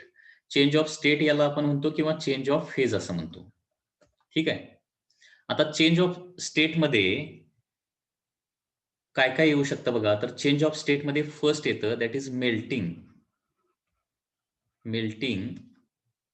And solidification. Melting and solidification or freezing. This is the first part. Okay, freezing. आता melting म्हणजे काय? तर change of state from the solid state to the liquid state is called as melting. हे बघा, एखाद्या बॉडीचं temperature म्हणजे सुरुवातीला बॉडी सपोज कम्प्लिटली सॉलिड स्टेटमध्ये असेल, त्या बॉडीचं टेम्परेचर कंटिन्युअसली आपण वाढवत गेलो तर काय होणार आहे, त्याचं कन्व्हर्जन काय होणार आहे, सॉलिड मधून मग लिक्विड मध्ये होणार आणि नेक्स्ट लिक्विड मधून काय होणार आहे, गॅसेस मध्ये होणार आहे. सिमिलरली एखाद्या गॅसचं टेम्परेचर काय केलं आपण, कंटिन्युअसली कमी कमी कमी करत आणलो तर काय होणार आहे, सुरुवातीला गॅसेस स्टेटचं लिक्विड स्टेटमध्ये कन्व्हर्जन होणार आहे आणि नंतर काय होणार आहे, लिक्विड स्टेटचं सॉलिड स्टेटमध्ये कन्व्हर्जन होणार आहे. ओके, आणि यालाच काय म्हणायचं, चेंज ऑफ स्टेट किंवा चेंज ऑफ फेज असं म्हटलं जातं. लक्षात येते का बघा? म्हणजे स्टेट जी आहे ती कशावर डिपेंड असते, बेसिकली टेम्परेचर आणि त्याचबरोबर प्रेशरवर देखील डिपेंड असते. टेम्परेचर आणि प्रेशर या दोन गोष्टीवर स्टेट डिपेंडंट असते. एखादी बॉडी सॉलिड स्टेटमध्ये असेल, टेम्परेचर कंटिन्युअसली वाढवत नेलं तर सॉलिडचं सुरुवातीला लिक्विड आणि नंतर लिक्विडचं गॅसेसमध्ये कन्व्हर्जन होणार. आणि सुरुवातीला गॅसियस स्टेटमध्ये सबस्टन्स असेल, त्याचं टेम्परेचर कंटिन्युअसली कमी केलं तर गॅसेसमधून काय होणार आहे, त्याचं लिक्विड स्टेटमध्ये कन्व्हर्जन होणार आणि लिक्विड स्टेटमधून फायनली सॉलिड स्टेटमध्ये कन्व्हर्जन होणार आहे. तर याच्यामध्ये पहिली जी चेंज ऑफ स्टेट आहे किंवा चेंज ऑफ फेज आहे ते काय आहे, मेल्टिंग आहे. तर मेल्टिंग म्हणजे काय, तर change of state from solid to the liquid. Okay, melting म्हणजेच काय, सॉलिड स्टेटचं कन्व्हर्जन काय होतंय, लिक्विड स्टेटमध्ये होणं. याला काय म्हटलं जातं, मेल्टिंग असं म्हटलं जातं. आणि मेल्टिंगच्या अपोजिटची जी केस आहे, मेल्टिंगच्या अपोजिट केस, त्याला काय म्हणायचं, सॉलिडिफिकेशन किंवा फ्रीजिंग म्हणायचं. तर सॉलिडिफिकेशन किंवा फ्रीजिंग मध्ये काय होतं, लिक्विड स्टेटचं कन्व्हर्जन कशामध्ये होतंय, सॉलिड स्टेटमध्ये होतंय. लक्षात येते का बघा? मेल्टिंग मध्ये काय होतंय, solid is converted into liquid आणि सॉलिडिफिकेशन किंवा फ्रीजिंग मध्ये काय होणार, सॉलिड स्टेटचं लिक्विड स्टेटमध्ये कन्व्हर्जन होणार आहे. ओके, आणि ज्या टेम्परेचरला सॉलिडचं लिक्विडमध्ये कन्व्हर्जन होतंय त्याला काय म्हणायचं, मेल्टिंग पॉइंट असं म्हणायचं. It is called as melting point. ज्या टेम्परेचरला सॉलिडचं लिक्विडमध्ये कन्व्हर्जन होतंय त्याला काय म्हणतो आपण, मेल्टिंग पॉइंट असं म्हणतो. आणि ज्या टेम्परेचरला लिक्विडचं सॉलिडमध्ये कन्व्हर्जन होतंय त्याला काय म्हणतो आपण, फ्रीजिंग पॉइंट असं म्हणतो. Freezing point. आता दोन्ही काय असणार आहेत, मेल्टिंग पॉइंट आणि फ्रीजिंग पॉइंट दोन्ही सेम थिंग असणार आहेत. म्हणजे आईसचा मेल्टिंग पॉइंट म्हणजे सबस्टन्स कुठल्या स्टेटमध्ये आहे त्याच्यानुसार आपण काय करणार आहे, तो वर्ड वापरणार आहे. आईससाठी काय असणार आहे, मेल्टिंग पॉइंट असणार आहे आणि वॉटरसाठी काय असणार आहे, फ्रीजिंग पॉइंट असणार आहे. तर आईसचा मेल्टिंग पॉइंट असणार आहे 0 डिग्री सेल्सिअस आणि वॉटरचा फ्रीजिंग पॉइंट असणार आहे 0 डिग्री सेल्सिअस. म्हणजे मेल्टिंग पॉइंट आणि फ्रीजिंग पॉइंट या दोन्ही गोष्टी काय आहेत, सेमच आहेत. मेल्टिंग पॉइंट आणि फ्रीजिंग पॉइंट हे दोन्ही टेम्परेचर काय असतात, एकच असतात. म्हणजे लक्षात घ्या, मेल्टिंग पॉइंट आपण असं म्हणू शकतो की melting point of ice is 0 degree Celsius. कुठं, हे नॉर्मल प्रेशरला, कारण प्रेशरवर देखील काय होऊ शकतो, हा मेल्टिंग पॉइंट चेंज होऊ शकतो. नॉर्मल ॲटमॉस्फेरिक प्रेशरला म्हणजे 1 ॲटमॉस्फिअरला मेल्टिंग पॉइंट ऑफ आईस किती असणार आहे, 0 डिग्री सेल्सिअस असणार आहे. किंवा 1 ॲटमॉस्फेरिक प्रेशरला फ्रीजिंग पॉइंट ऑफ वॉटर काय असणार आहे, 0 डिग्री सेल्सिअस असणार आहे. ओके, म्हणजे वॉटरच्या केसमध्ये काय होतं, 0 डिग्री सेल्सिअसला, फक्त वॉटरच्या केसमध्ये काय होणार आहे, 0 डिग्री सेल्सिअसला आईसचं लिक्विडमध्ये म्हणजे सॉलिडचं लिक्विडमध्ये आणि त्याचबरोबर लिक्विडचं सॉलिड स्टेटमध्ये कन्व्हर्जन होऊ शकतं. ओके, ठीक आहे. आणि या मेल्टिंग पॉइंटला काय होणार आहे, मेल्टिंग किंवा फ्रीजिंग पॉइंटला सॉलिड आणि लिक्विड स्टेट जे आहेत ते दोन्ही एकाच वेळी एक्झिस्ट असणार आहेत. हा एक पॉइंट लक्षात ठेवा. ओके, ॲट मेल्टिंग पॉइंट और freezing point, at melting point और फ्रीजिंग पॉइंट काय होणार आहे, सॉलिड अँड लिक्विड स्टेट को एक्झिस्ट. ओके, म्हणजे या टेम्परेचरला काही अमाऊंट ऑफ सबस्टन्स सॉलिड स्टेटमध्ये तुम्हाला दिसेल आणि काही अमाऊंट ऑफ सबस्टन्स लिक्विड स्टेटमध्ये दिसेल, आणि म्हणून काय म्हणतो आपण त्याला को एक्झिस्ट असं आपण म्हणतो. लक्षात घ्या, ठीक आहे. म्हणजे दोन्ही स्टेट्स आपल्याला एकाच वेळी या टेम्परेचरला मिळतात. कुठल्या, सॉलिड स्टेट आणि liquid state.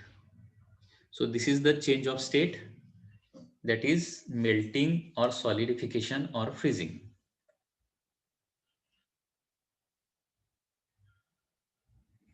Melting point of आईसला आणि फ्रीजिंग पॉइंट ऑफ वॉटरला ओके दोन्ही स्टेट एक्झिस्ट करणार आहेत. लक्षात येते, म्हणजे 0 डिग्री सेल्सिअसला काय होणार, काही प्रमाणात आईस असणार आहे आणि काही प्रमाणात काय असणार आहे, तिथे वॉटर असणार आहे 0 डिग्री सेल्सिअसला. ठीक आहे, त्याच्यातून आपण किती हीट काढून घेतली आहे त्याच्यावर ते डिपेंडंट असणार आहे. दोन्ही स्टेट एक्झिस्ट होऊ शकतात 0 डिग्री सेल्सिअसला.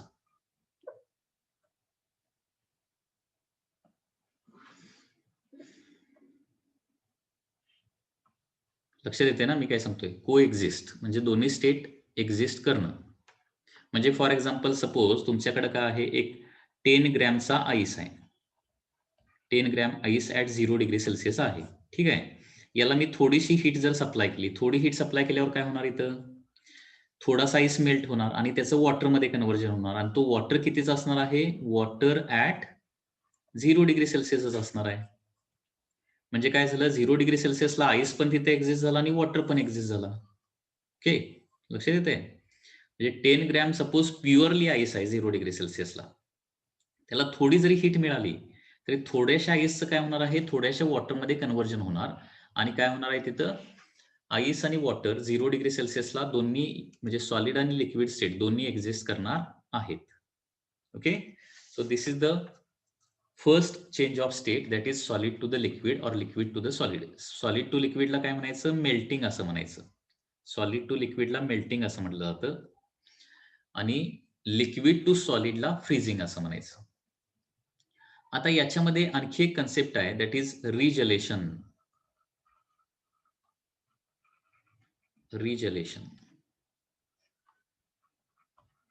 रिजलेशन किंवा रिगलेशन असं काही वेळेला म्हटलं जातं.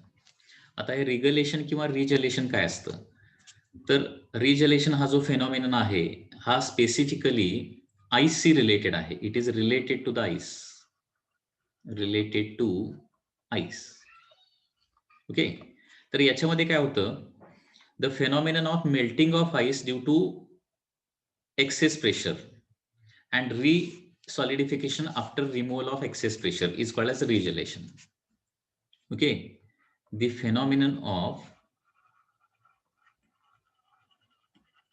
The phenomenon of melting of ice, melting of ice on excess pressure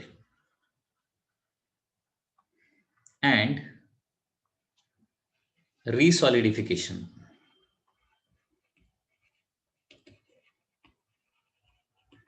Resolidification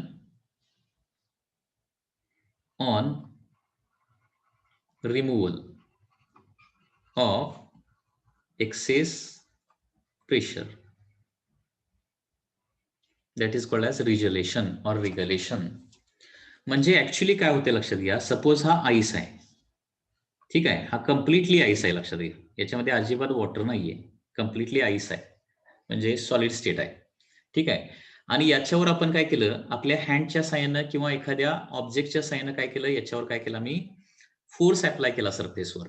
तर जिथं आपण एक्स्ट्रा फोर्स लावलाय किंवा प्रेशर लावलंय ना, तिथलं काय होतं, मेल्टिंग होतं. म्हणजे आईसचं वॉटरमध्ये कन्व्हर्जन होतं. आणि परत तो ते एक्सेस प्रेशर काढून घेतलं तर परत काय होणार आहे, वॉटरचं आईसमध्ये कन्व्हर्जन होणार आहे. याला रिजलेशन असं म्हटलं जातं.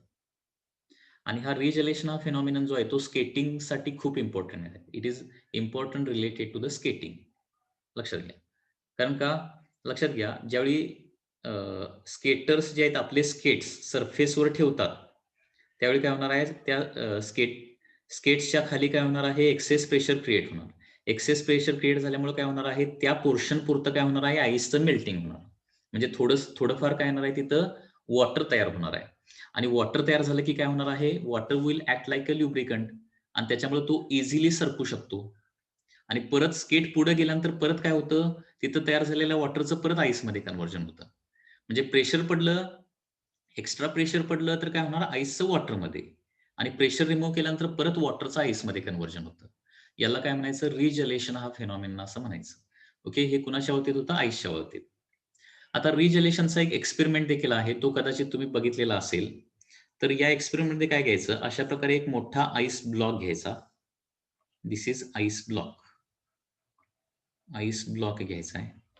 Okay, it is placed on 2 supports like this. 2 सपोर्टवर असा ठेवलेला आहे. आणि त्याच्यानंतर काय करायचं आहे, हा जो आईस ब्लॉक आहे, it is like this. Suppose it is placed on 2 supports. आता काय करायचं, याच्यावरून एक स्ट्रिंग पास करायची. या आईसवरून काय करायची, आईस ब्लॉकवरून एक स्ट्रिंग पास करायची असे दोन्ही साईडनं. आणि याला काय करायचे, वेट्स लावायचे. इथं खाली काय करायचे, वेट्स लावायचे आहेत.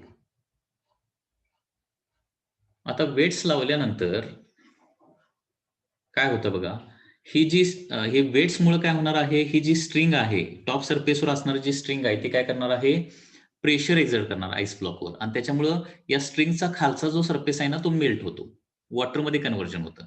आणि वॉटरमध्ये कन्व्हर्जन झालं की काय होणार, ती जी स्ट्रिंग आहे ती थोडीशी काय होणार आहे, आतमध्ये जाणार आहे, आत घुसणार आहे. लक्षात घ्या, ज्यावेळी ती स्ट्रिंग आतमध्ये जाणार थोडीशी, त्यावेळी त्याच्या वरचं जे वॉटर आहे, त्या स्ट्रिंगच्या वर जे काय वॉटर असेल, कारण वॉटरच्या आतमध्ये स्ट्रिंग गेल्यावर वर काहीतरी वॉटर राहणार आहे, त्या वॉटरवरचं एक्सेस प्रेशर गेल्यानंतर काय होतं, परत त्या वॉटरचं आईसमध्ये कन्व्हर्जन होतं.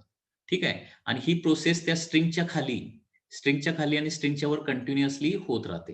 म्हणजे स्ट्रिंगच्या खाली काय होणार, एक्सेस प्रेशरमुळं ही जी स्ट्रिंग आहे, लक्षात घ्या, आईसच्या सरफेसवर जी स्ट्रिंग आहे, त्या स्ट्रिंगच्या खाली कंटिन्युअसली एक्सेस प्रेशरमुळं वॉटर मेल्ट होत राहणार. आणि तिथं वॉटर तयार झालं की स्ट्रिंग खाली सरकणार. स्ट्रिंग खाली सरकली की वॉटर वर येणार. वॉटर वर आलं की त्याच्यावरचं एक्सेस प्रेशर जे स्ट्रिंगमुळे होतं ते निघून जाणार. आणि प्रेशर निघून गेलं की काय होणार आहे, परत त्याचं म्हणजे आईसमध्ये कन्व्हर्जन होणार आहे. आणि त्याच्यामुळं थोड्या वेळानं तुम्हाला असं दिसेल की ही स्ट्रिंग इथं खाली आलेलं असेल आणि पूर्णपणे काय होते, थोड्या वेळानंतर ती खाली पडते स्ट्रिंग अलॉंग विथ वेट. परंतु आईस ब्लॉक आहे तसा राहतो, तो कट होत नाही मधनं. आईस ब्लॉक मात्र काय होतो, आहे तसाच राहतो. हा जो फेनॉमिनन आहे ना, याला काय म्हणायचं, रिजलेशन असं म्हणायचं. हा फेनॉमिनन कदाचित तुम्ही याच्या अगोदर ऐकलेला असेल. नेक्स्ट, आता ही रिजलेशन कन्सेप्ट लक्षात आले का बघा, की ज्याच्यामध्ये काय होतं, प्रेशर आपण आईसवर प्रेशर वाढवलं की त्याचं मेल्टिंग होतं आणि प्रेशर रिमूव्ह केलं की परत सॉलिडिफिकेशन होतं. हा जो फेनॉमिना आहे त्याला रिजलेशन म्हणायचं. आणि या रिजलेशनमुळे काय होतंय, आणखी लक्षात घ्या, तर काही वेळेला तुम्ही बघितलेलं असेल की पोलर रिजन मध्ये लार्ज आईसबर्ग्स असतात आणि हे जे आईसबर्ग जेवढे वर आहेत तेवढेच काय असतात वॉटरच्या खाली असतात. दिस इज आईसबर्ग पोलर रिजन मध्ये. Okay, so this is the C water. हे जे आईसबर्ग आहेत जेवढे वर असतात तेवढे खाली पण असतात, परंतु खालची जी डेप्थ आहे आईसबर्गची खालची जी डेप्थ आहे ती एका सर्टन लिमिट पर्यंत जाऊ शकते. ओके, सर्टन डेप्थच्या खाली आईसबर्ग म्हणजे आतमध्ये ग्रो करू शकत नाही. का ग्रो करू शकत नाही? कारण सरफेस पासून आपण खाली जाऊ, वॉटर सरफेस पासून आपण जसं खाली जाऊ तसं काय होणार आहे, प्रेशर वाढत वाढत वाढत जाणार आहे आणि एका सर्टन प्रेशरच्या वर काय होतं, तिथं जर आईसबर्ग आला तर तो पुन्हा काय होतो, मेल्ट होतो. लक्षात घ्या. ठीक आहे, मी काय सांगितलं लक्षात येत आहे? वॉटर सरफेस पासून खाली जाईल तसं प्रेशर वाढत वाढत जातं आणि एका सर्टन प्रेशरच्या वर प्रेशर झालं तर काय होणार, इथं जर आईसबर्ग आला खाली तर काय होणार, त्याचं मेल्टिंग होणार आहे. त्याच्यामुळं आईसबर्ग जे आहे ते सर्टन डेप्थ पर्यंतच ग्रो करू शकतात. त्याच्या खालच्या डेप्थला त्याला जरी टेम्परेचर 0 डिग्री सेल्सिअसच्या जरी खाली गेलं तर ते ग्रो करू शकत नाहीत. Okay, so so due to this regelation concept काय होणार आहे, large iceberg melt at the bottom. Large iceberg काय होणार आहे, बॉटमला मेल्ट होतात. ओके, त्या वॉटरच्या प्रेशरमुळे. ठीक आहे, परंतु टॉपला मेल्ट होत नाहीत. आणि मग याच्यामध्ये काय होऊ शकतं की टॉपला आईस कंटिन्युअसली फॉर्म होत गेला तर वरची हाईट काय होणार आहे, वाढणार आणि खालची हाईट लिमिटेडच असणार आहे. त्याच्यामुळे तो आईसबर्ग काय होऊ शकतो, असा उलटा होऊ शकतो. सडनली तो काय होऊ शकतो, टिल्ट होऊ शकतो सडनली. खालचा पोर्शन वर आणि वरचा पोर्शन खाली येऊ शकतो. या पद्धतीने त्याची टिल्टिंग ऍक्शन कंटिन्युअसली होत राहते ड्यू टू दिस फेनॉमिनन ऑफ रिजलेशन. त्याचबरोबर इथं आणखी एक कन्सेप्ट आहे, that is super cooling. Okay, super cooling or which is also called as superfusion. Supercooling or the superfusion. सुपरकुलिंग किंवा सुपरफ्युजन म्हणजे काय? तर लक्षात घ्या, जनरली आपल्याला माहिती आहे, आता फॉर एक्झाम्पल वॉटरचं एक्झाम्पल घेतलं, वॉटरचं एक्झाम्पल, तर वॉटर जे आहे ते 0 डिग्री सेल्सिअसच्या वर काय असतं, 0 डिग्री सेल्सिअस पासून 100 डिग्री सेल्सिअस पर्यंत काय असतं, वॉटर स्टेट असते.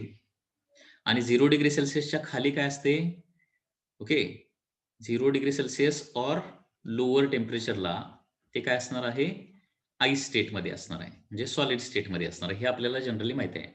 म्हणजे वॉटरचं टेम्परेचर समजा तुमच्याकडे 20 डिग्री सेल्सिअसचं वॉटर आहे. टेम्परेचर कमी कमी कमी करत गेल्यानंतर फायनली टेम्परेचर 0 डिग्री सेल्सिअस होणार आणि 0 डिग्री सेल्सिअस नंतर काय होणार आहे, त्याचं आईस फॉर्मेशन व्हायला चालू होणार आहे. परंतु लक्षात घ्या, पुन्हा एकदा मी सांगतोय, 20 डिग्री सेल्सिअसचं वॉटर असेल आणि ते वॉटर अजिबात त्याला कुठलाही डिस्टर्बन्स न प्रोड्यूस करता, म्हणजे कुठलाही त्याला व्हायब्रेशन मिळालं नसलं पाहिजे, शॉक मिळाला नसला पाहिजे. ओके, ते अजिबात कुठल्याही प्रकारचा त्याला डिस्टर्बन्स प्रोड्यूस केला नाही आणि त्याचं टेम्परेचर कंटिन्युअसली आणि स्लोली कमी कमी करत गेलो तर 0 डिग्री सेल्सिअसच्या जरी खाली गेलो एका सर्टन टेम्परेचर पर्यंत, म्हणजे फॉर एक्झाम्पल -5 डिग्री सेल्सिअस पर्यंत जरी गेलो तरी ते वॉटरचं वॉटर स्टेटमध्येच राहतं, ते आईस स्टेटमध्ये जात नाही. हा जो फेनॉमिनन आहे ना, त्याला काय म्हणायचं, सुपर कुलिंग असं म्हणायचं. आणि त्याला काय म्हणायचं, सुपर कूल्ड वॉटर असं म्हणायचं. त्या वॉटरला काय म्हणायचं, सुपर कूल्ड वॉटर. मी काय सांगतोय ते लक्षात येते का बघा. जनरली मोस्ट ऑफ द केसेसमध्ये काय होतं, 0 डिग्री सेल्सिअसच्या खाली टेम्परेचर गेलं की वॉटरचं आईस फॉर्मेशन व्हायला चालू होतं.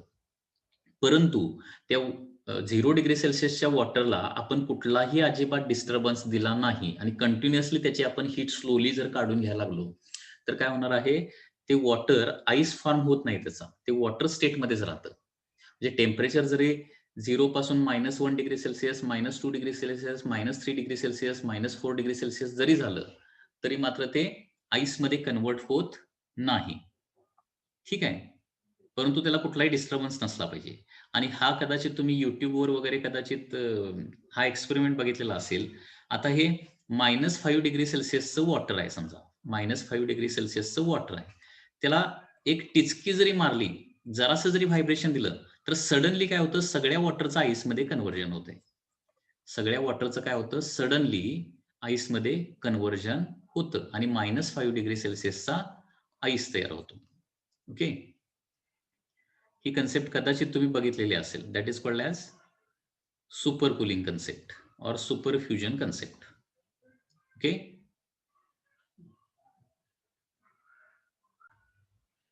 ओके, म्हणजे सुपर कुलिंगचे जे नंबर ऑफ व्हिडिओज तुम्ही युट्यूबवर शोधू शकताय. ओके, ठीक आहे. म्हणजे सुपर कुलिंग करण्यासाठी मात्र काय असलं पाहिजे, वॉटर जे आहे ते कम्प्लिटली प्युअर असलं पाहिजे. त्याच्यामध्ये कुठल्याही प्रकारच्या इम्प्युरिटीज नसल्या पाहिजेत. ओके, सो 0 डिग्री सेल्सिअसच्या खालचं जे वॉटर आहे, म्हणजे -1, -2, -3 डिग्री सेल्सिअसचं जे वॉटर आहे, त्याला काय म्हणणार आपण? सुपर कूल्ड वॉटर असं म्हणणार. Super cooled water. परंतु त्याला थोडासा डिस्टर्बन्स मिळाला, डिस्टर्बन्स त्याला झाला, की काय होणार आहे, लगेच इन्स्टंटली काय होणार, त्या वॉटरचं कन्व्हर्जन आईसमध्ये होत आहे. हां, आताच आपण change of state from solid to liquid और लिक्विड टू सॉलिड बघितलेलं आहे. Okay, next change of state कुठला असणार आहे? That is vaporization. व्हेपरायझेशन और which is also called as condensation. Vaporization और कंडेन्सेशन. ओके, आता एखादा सबस्टन्स सपोज लिक्विड स्टेटमध्ये आहे, लिक्विड, तर त्याचं टेम्परेचर वाढवत वाढवत वाढवत गेल्यानंतर काय होणार आहे, फायनली लिक्विडचं काय होणार आहे, गॅसेस स्टेटमध्ये कन्व्हर्जन होणार आहे. तर ही जी प्रोसेस आहे त्याला काय म्हणायचं, व्हेपरायझेशन असं म्हणायचं. Vaporization is nothing but conversion from the solid state to the gases state. आणि कंडेन्सेशन म्हणजे काय होणार आहे, त्याच्या बरोबर उलट होणार आहे. म्हणजे काय, टेम्परेचर कमी कमी करत गेल्यानंतर फायनली काय होणार आहे, गॅसेस स्टेटचं कन्व्हर्जन कशामध्ये होतंय, लिक्विड स्टेटमध्ये होतंय. That is called as condensation. So vaporization and condensation. Okay, ह्या दोन्ही टर्म काय आहेत, सिमिलरच आहेत, लक्षात घ्या. लिक्विड स्टेटचं गॅसेस स्टेटमध्ये कन्व्हर्जन होणं, या प्रोसेसला काय म्हणायचं, व्हेपरायझेशन म्हणायचं. आणि गॅसेस स्टेटचं लिक्विड स्टेटमध्ये कन्व्हर्जन होणं, याला काय म्हणायचं, कंडेन्सेशन म्हणायचं. ज्या टेम्परेचरला व्हेपरायझेशन किंवा कंडेन्सेशन होतंय, ओके, त्या टेम्परेचरला काय म्हणायचं, बॉइलिंग पॉइंट किंवा कंडेन्सेशन पॉइंट असं म्हणायचं. Okay, so temperature at which liquid is converted into gaseous state is called as boiling point. किंवा the temperature at which gases are converted to the liquid state. Okay, gaseous state is converted to the liquid state is called as condensation temperature. Condensation temperature किंवा condensation point असं म्हणायचं. लक्षात आहे, boiling point आणि condensation point. म्हणजे आता दोन्ही point काय असणार आहेत, सेमच असणार आहेत. बॉइलिंग पॉईंट किंवा कंडेन्सेशन पॉईंट काय असणार आहे, 100 डिग्री सेल्सिअस असणार आहे. ठीक आहे, म्हणजे याला काय म्हणणार आपण, बॉइलिंग पॉईंट ऑफ वॉटर असं म्हणणार किंवा condensation point of the steam असं म्हणणार आहे. ठीक आहे, म्हणजे वॉटरची सॉलिड स्टेट कुठली असते, आईस. लिक्विड स्टेटलाच काय म्हणतो आपण, वॉटर असं म्हणतो. आणि गॅसेस स्टेटला काय म्हणतो आपण, स्टीम असं म्हणतो. ठीक आहे, तर वॉटरचं आईसमध्ये कन्व्हर्जन जे जे होणार आहे त्याला काय म्हणणार आहे आपण, बॉइलिंग पॉईंट असं म्हणणार आहे. That is boiling point of water is काय म्हणणार आहे, 100 डिग्री सेल्सिअस. तसंच स्टीमचं वॉटरमध्ये कन्व्हर्जन होण्यासाठी जे टेम्परेचर लागतं त्याला काय म्हणणार आपण, कंडेन्सेशन पॉईंट असं म्हणणार आहे. आणि कंडेन्सेशन पॉईंट देखील काय येणार आहे, 100 डिग्री सेल्सिअसच येणार आहे. Okay, so that is the vaporization or condensation. Okay, आता वन्स अगेन इथं काय होणार आहे, बॉइलिंग पॉइंटला किंवा कंडेन्सेशन पॉइंटला, ओके, त्या सबस्टन्सच्या दोन्ही स्टेट एक्झिस्ट करणार आहेत. कुठल्या दोन state, liquid state and gaseous state. Okay, या दोन्ही स्टेट काय करणार आहेत, एकाच वेळी एक्झिस्ट करणार आहेत, को एक्झिस्ट. म्हणजे 100 डिग्री सेल्सिअसची आपण स्टीम घेतली, थोडंसं त्याचं टेम्परेचर कमी केलं तर काय होणार, 100 डिग्री सेल्सिअसचं वॉटर तयार होणार आहे. आणि तिथं काय असणार आहे, 100 डिग्री सेल्सिअसचं वॉटर आणि 100 डिग्री सेल्सिअसची स्टीम एकाच वेळी एक्झिस्ट करणार आहे त्या 100 डिग्री सेल्सिअसच्या टेम्परेचरला. आणि अशा प्रकारे लिक्विड स्टेट आणि गॅसेस स्टेट जे आहेत ते दोन्ही काय करतात, बॉइलिंग पॉइंटला को एक्झिस्ट करतात. Okay, they exist at the same temperature. ठीक आहे, आता इथं आणखी एक महत्वाची गोष्ट आहे, ती म्हणजे काय, बॉइलिंग आणि इव्हॅपोरेशन याच्यामध्ये डिफरन्स काय आहे. बॉइलिंग अँड इव्हॅपोरेशन, हे डिफरन्स देखील माहिती असणं आवश्यक आहे. Boiling and evaporation. कारण बॉइलिंग मध्ये किंवा इव्हॅपोरेशन मध्ये दोन्हीमध्ये काय होतं, लिक्विड स्टेटचं गॅसेस स्टेटमध्ये कन्व्हर्जन होतं, बरोबर आहे ना. बॉइलिंग मध्ये देखील काय होणार आहे, liquid is converted to the gases, आणि इव्हॅपोरेशन मध्ये देखील काय होणार आहे, liquid is converted into the gases. आता दोघांच्या मध्ये डिफरन्स काय बघा, basic difference between boiling and evaporation.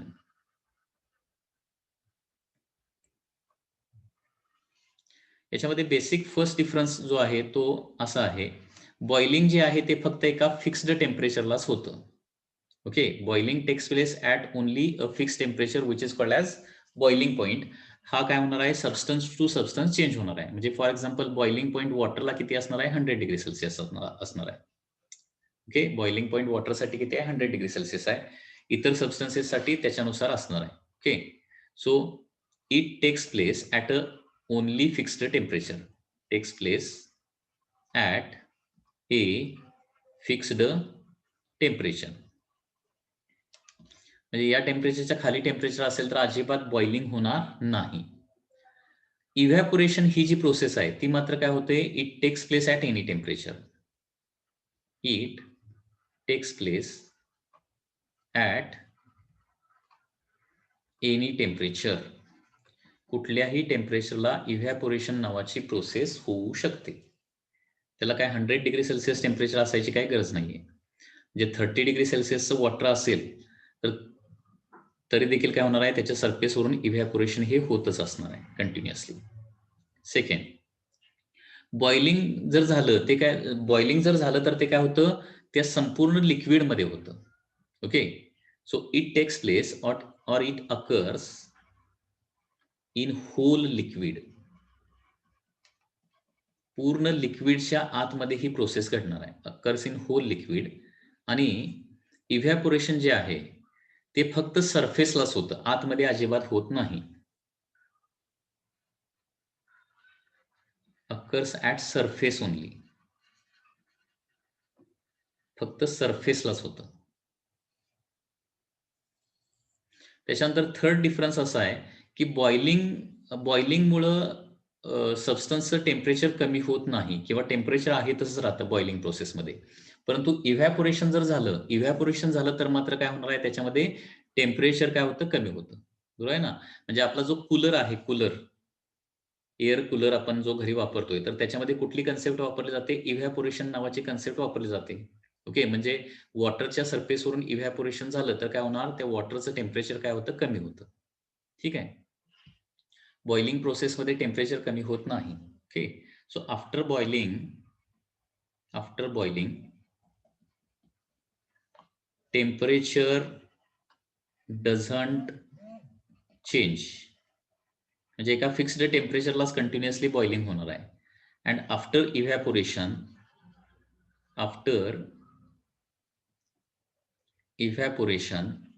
काय होणार आहे, temperature of liquid decreases.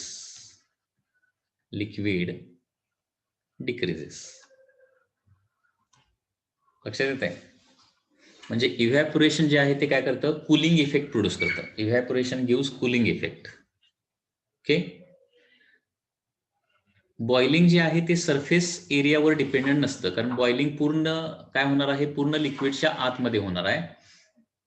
Evaporation मात्र सरफेसवरच होतं. त्याच्यामुळे सरफेस एरिया जास्त असेल तर इव्हॅपोरेशन जास्त होणार, सरफेस एरिया कमी असेल तर इव्हॅपोरेशन काय होणार आहे, कमी होणार आहे. Okay, so boiling doesn't depend on surface area. Boiling surface एरियावर डिपेंड नसतं. परंतु इव्हॅपोरेशन काय असणार आहे, डिपेंड्स ऑन सरफेस एरिया.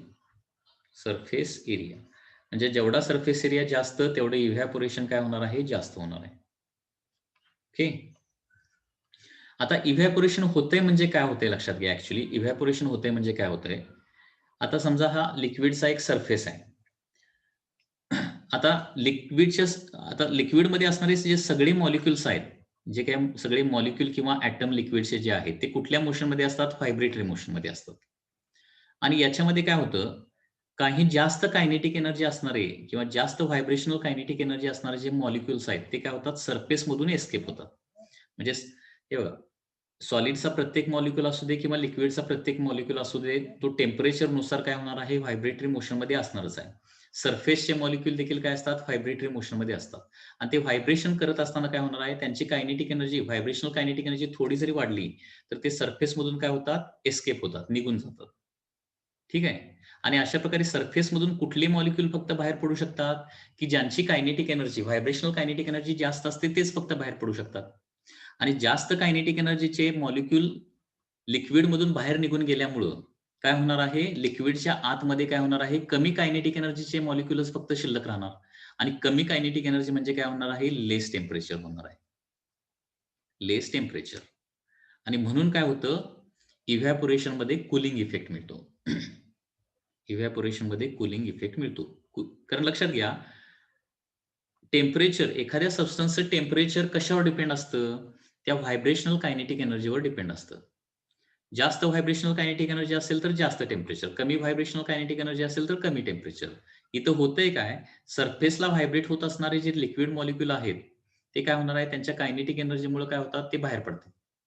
आणि त्याच्यामुळे काय होणार आहे? इथं जास्त कायनेटिक एनर्जी असणारे मॉलिक्यूल बाहेर पडतात. कमी कायनेटिक एनर्जी असणारे मॉलिक्यूल लिक्विडमध्ये राहतात.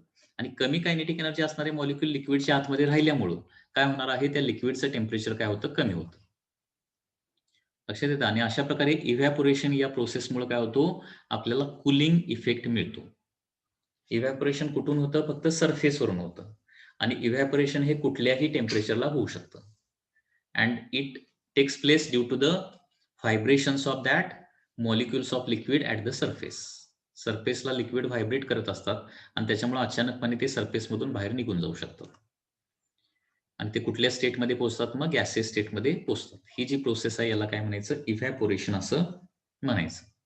ओके. आता हे इव्हॅपोरेशन जे आहे ते डिफरंट कंडिशन्सवर डिपेंड असतं. म्हणजे सरफेस एरिया किती आहे? सरफेस एरिया जास्त असेल तर इव्हॅपोरेशनचा रेट काय असणार आहे? जास्त असणार आहे. ओके. टेम्परेचर कमी असेल तर इव्हॅपोरेशनचा रेट कमी असतो. टेम्परेचर जास्त असेल तर इव्हॅपोरेशनचा रेट काय असणार आहे? जास्त असणार आहे. त्याचबरोबर त्याच्या सराउंडिंगला ह्युमिडिटी किती आहे? ओके. म्हणजे तो जो सरफेस आहे त्या सरफेसच्या वर जी काय एअर असणार आहे त्या एअरची ह्युमिडिटी किती आहे? त्याच्यावर देखील इव्हॅपोरेशनचा रेट काय असतो? डिपेंडंट असतो.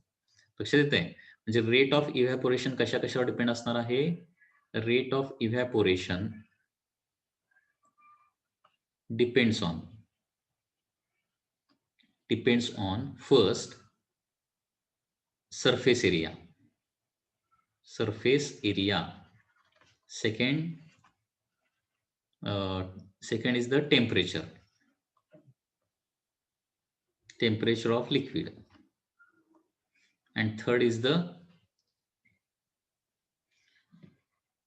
humidity, सराउंडिंग ह्युमिडिटी किती आहे या गोष्टीवर इव्हॅपोरेशनचा रेट डिपेंड होतो. ओके.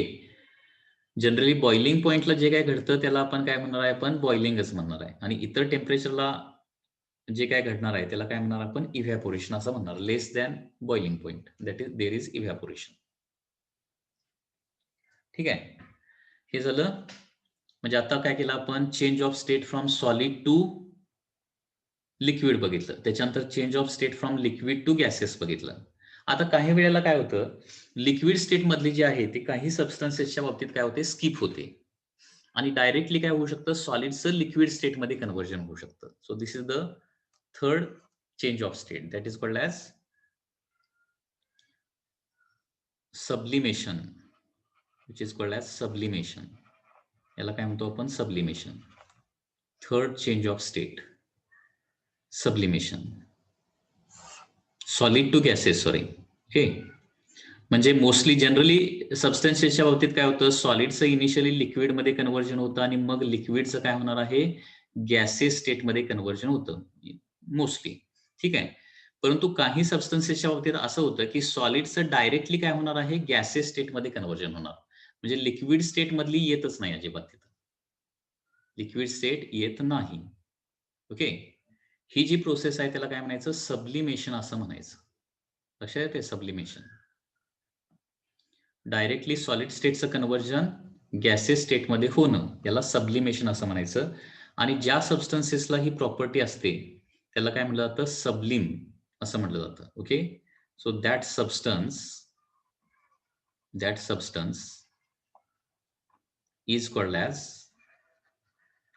As sublime. ठीक आहे. आता हे अशी प्रॉपर्टी असणारे कुठले सबस्टन्सेस आहेत, तर त्याचे नॉर्मल टेम्परेचरला, ओके, नॉर्मल टेम्परेचर नॉर्मल प्रेशरला, म्हणजे ॲटमॉस्फेरिक प्रेशर आणि नॉर्मल टेम्परेचर म्हणजे साधारणपणे 27 किंवा 30 डिग्री सेल्सिअसला सब्लिमेशन कोणाचं होतं माहिती आहे ना. तर याच्यामध्ये फर्स्ट एक्झाम्पल आहे that is dry ice and second is iodine. Okay, iodine, की ज्याला काय म्हणतो आपण कॅम्फर, ओके, किंवा नॅफ्थॅलिन बॉल्स.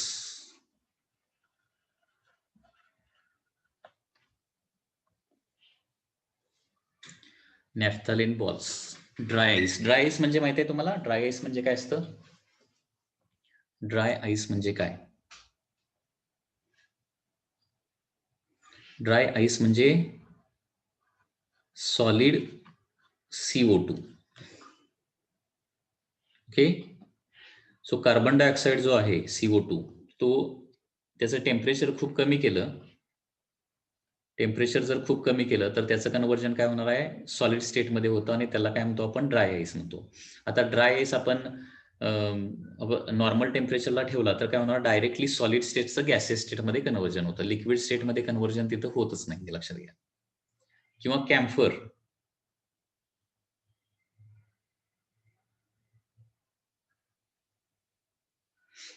सॉलिडचं गॅसेस स्टेट मध्ये कन्व्हर्जन होतं, तसं गॅसेसचं सॉलिड स्टेट मध्ये पण होऊ शकतं टेम्परेचर कमी केल्यानंतर. ठीक आहे. आता सब्लिमेशन वॉटरच्या बाबतीत पॉसिबल आहे का? म्हणजे आईसचं डायरेक्टली स्टीम मध्ये कन्व्हर्जन पॉसिबल आहे का नाही?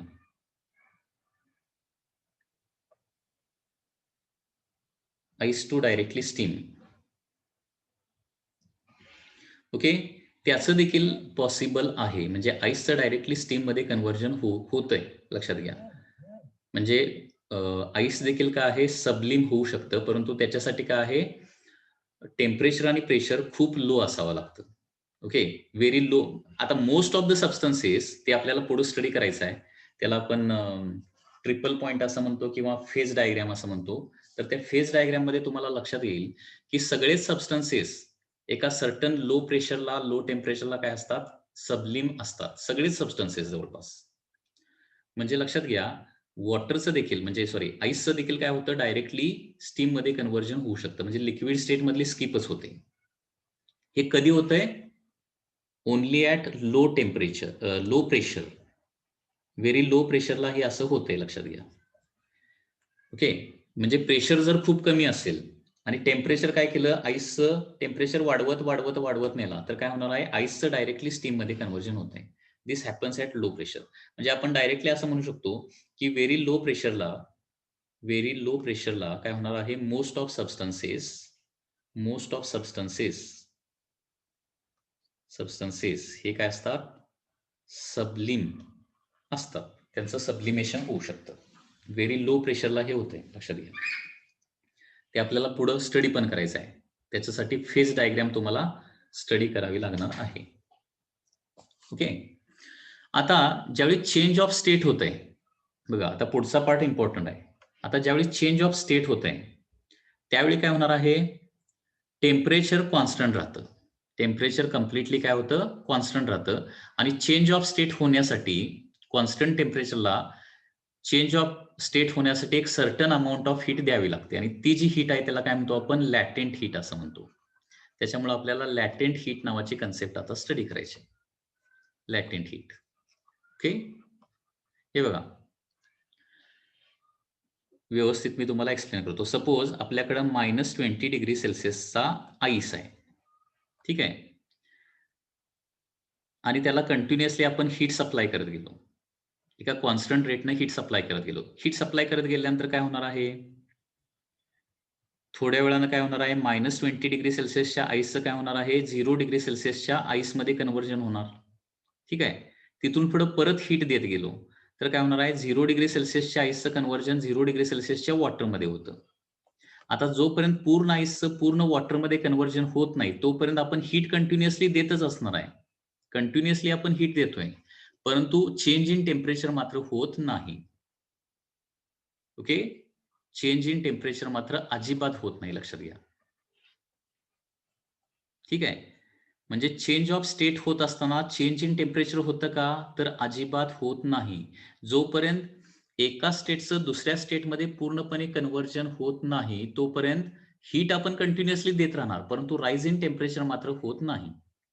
ओके, आणि एका स्टेटचं दुसऱ्या स्टेटमध्ये कम्प्लिटली कन्व्हर्जन झाल्यानंतरच तिथून पुढे मग दिलेली जी हीट आहे ती राईज इन टेम्परेचर साठी वापरली जाणार. ओके, लक्षात येत आहे मी काय सांगतोय. तर during change of state, during change of state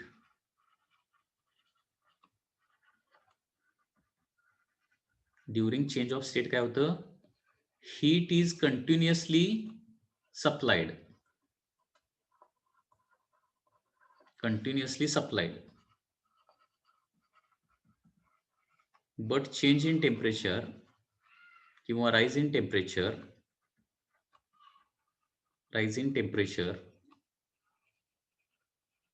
doesn't take place. Okay, rise in temperature मात्र अजिबात होत नाही, चेंज इन टेम्परेचर होत नाही. ओके, आणि सबस्टन्सचं एका स्टेटमधून दुसऱ्या स्टेटमध्ये कम्प्लिटली कन्व्हर्जन करण्यासाठी पर युनिट मास जी काय हीट लागणार आहे त्याला काय म्हणायचं, लॅटेंट हीट असं म्हणायचं. ओके, एका स्टेटचं दुसऱ्या स्टेटमध्ये कम्प्लीट कन्व्हर्जन करण्यासाठी पर युनिट मास जी हीट लागणार आहे त्याला काय म्हणायचं, लॅटेंट हीट असं म्हणायचं.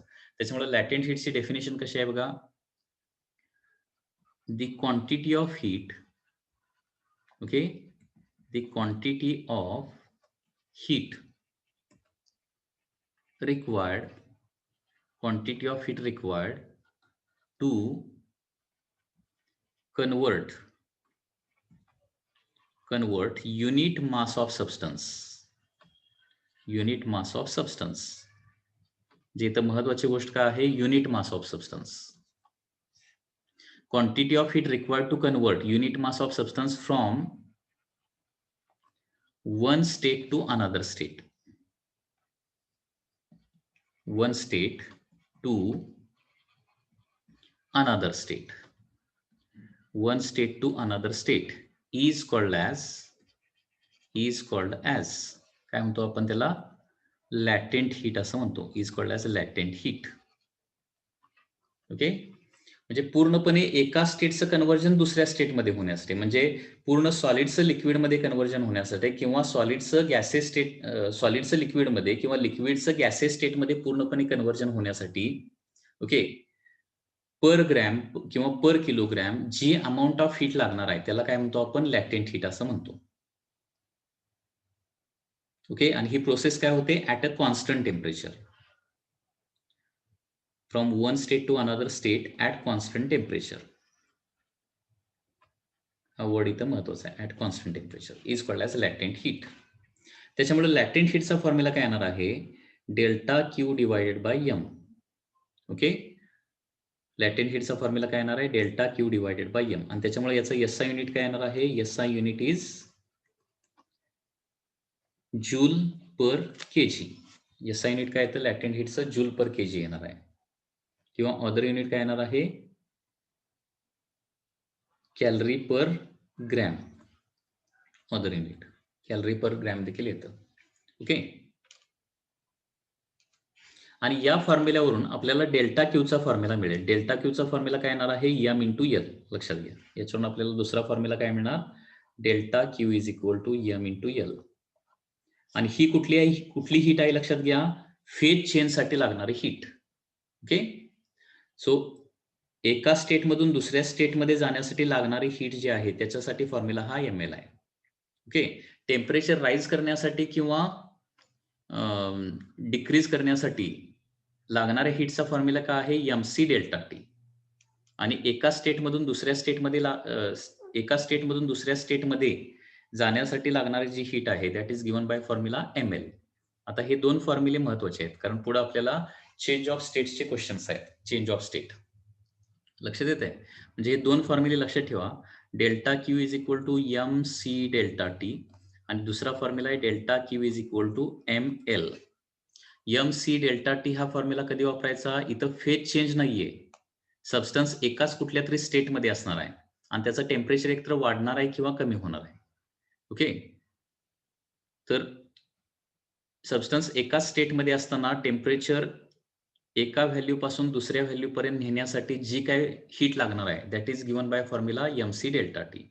आणि सर्टन मास ऑफ सबस्टन्स एका स्टेटमधून दुसऱ्या स्टेटमध्ये कम्प्लिटली कन्वर्ट करण्यासाठी लागणारी जी हीट आहे that is given by formula ml, mass into latent heat. हे दोन फॉर्म्युले आता खूप इम्पॉर्टंट आहे, लक्षात घ्या. mc delta T and ml. So he temperature वाढवण्यासाठी लागणारी हीट, वाढवण्यासाठी किंवा कमी करण्यासाठी लागणारी हीट, आणि ही असणार आहे स्टेट चेंज करण्यासाठी लागणारी heat. Okay, mc delta T and ml हे लक्षात ठेवा. आता ही लॅटेंट हीट जी आहे ती प्रेशरवर देखील डिपेंड असते. Latent heat substance to substance change होते.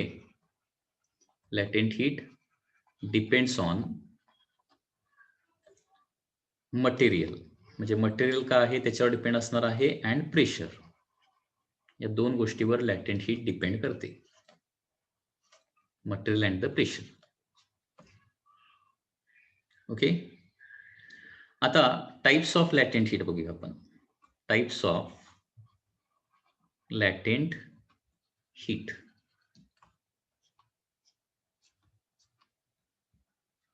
Types of latent heat.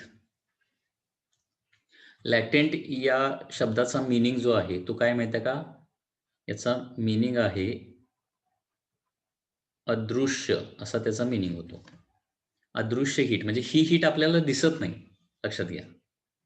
दुसरी जी हीट आहे ती म्हणजे एखाद्या सबस्टन्सला आपण हीट दिलं आणि त्याचं टेम्परेचर वाढलं की ती हीट आपल्याला दिसणार ना. म्हणजे टेम्परेचर वाढायला लागलंय म्हणजे तो सबस्टन्स हीट घ्यायला लागलाय किंवा हीट द्यायला लागलाय, त्याच्यामुळे ती हीट आपल्याला दिसते.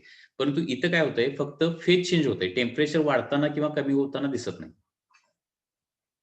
लक्षात येतंय? त्याच्यामुळे टेम्परेचर वाढत नसल्यामुळं किंवा कमी होत नसल्यामुळं आपल्याला ती हीट आपण सप्लाय करायला लागलोय का नाही हे आपल्याला ऍक्च्युअली दिसत नाहीये.